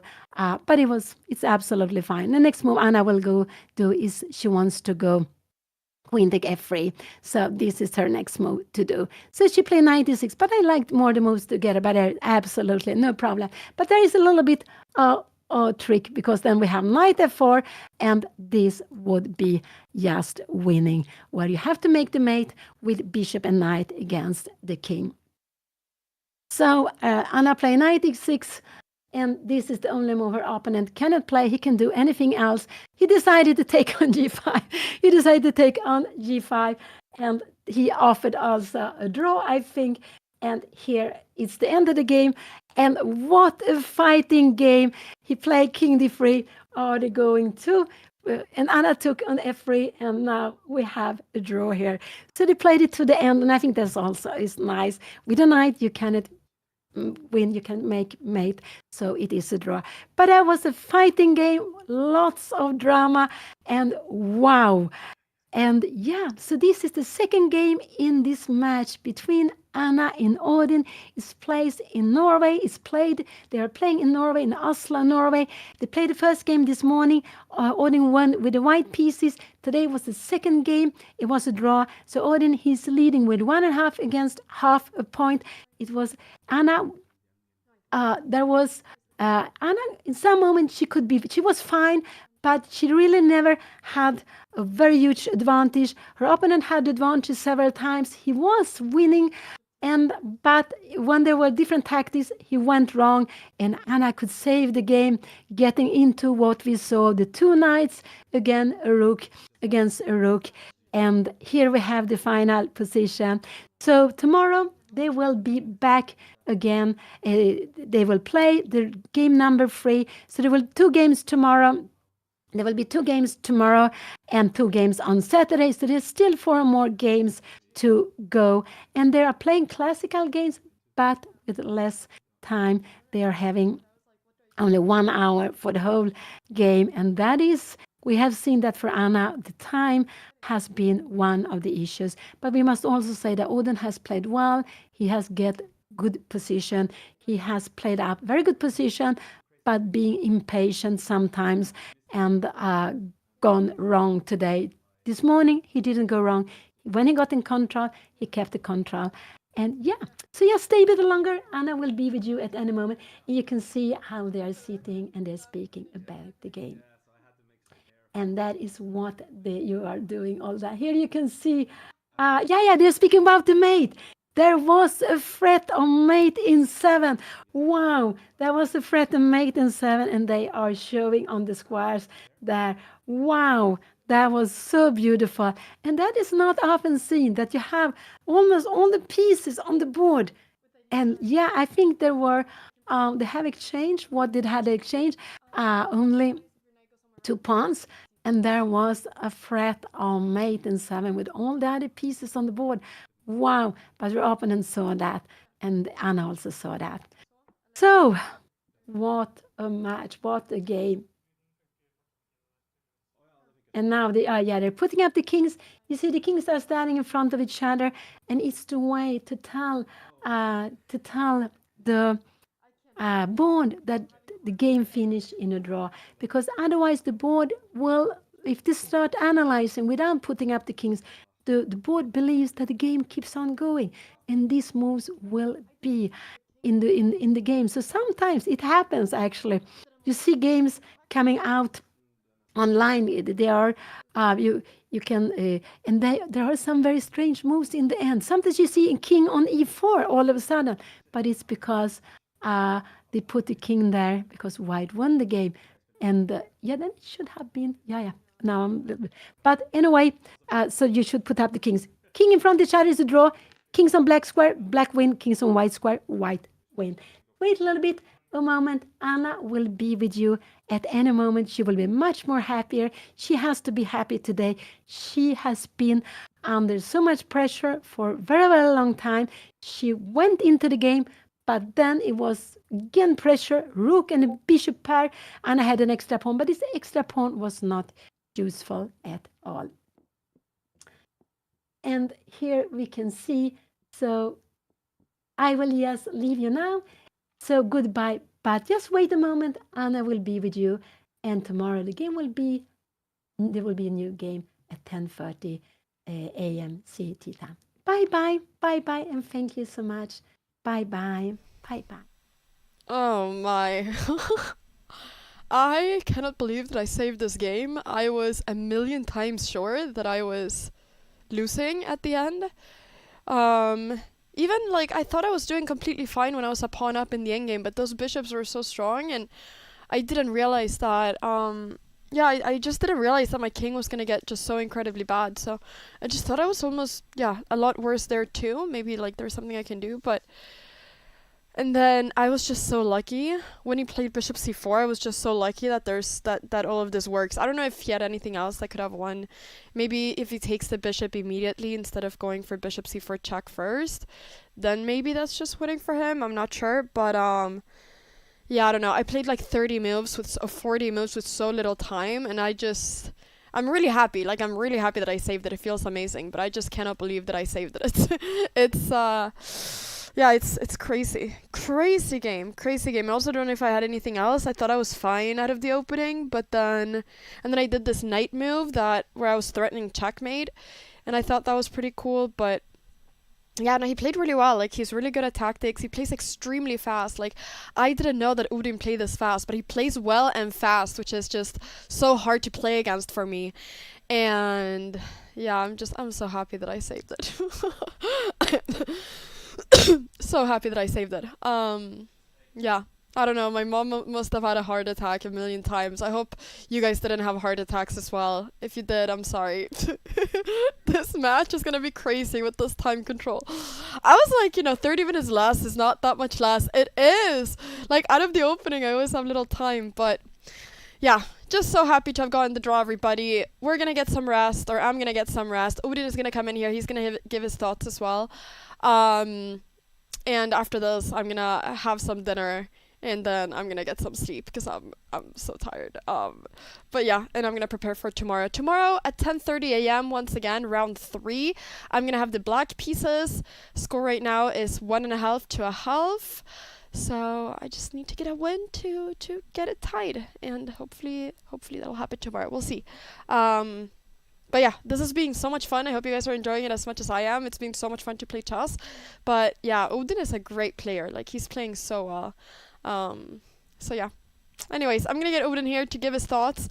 He's wearing this great Norwegian traditional clothes called bunad. Yeah, I don't know. But he's wearing like this great. Maybe that's what. Okay, I'm not sure. Anyways. He's wearing like this great thing, this great vest, very cool vest. I wish I had like some cool Swedish clothes, but I don't. So, yeah, that's that. What else do I say? Tomorrow I'm gonna wear my merch, everybody. I'm gonna plug my merch, ! merch, if you guys haven't seen that I've just dropped some new merch. I've brought it here and I'm very excited to wear it tomorrow. Hopefully it'll give me some good luck. Okay, that's it, everybody. Thank you so much for watching. We're gonna get Odin in here. Bye!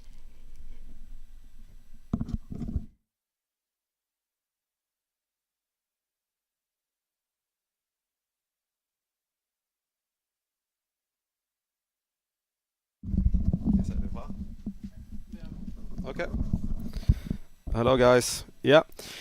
I can't be too disappointed. Obviously, bishop c4 was a blunder. I had the thought that I wanted to make her resign, because I don't know if she can play on a bit after I take on g3, but it's there's no longer a fork, so I should just be winning.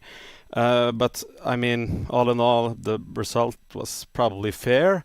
I was at the risk of being mated earlier when she played knight f4. There was a beautiful mate with a lot of sacrifices ending with a queen on h8 and my king stuck on the back rank.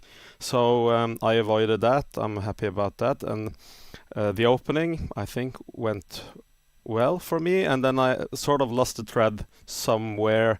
But I always thought that the endgame with the bishops should be okay, but I might have overestimated it.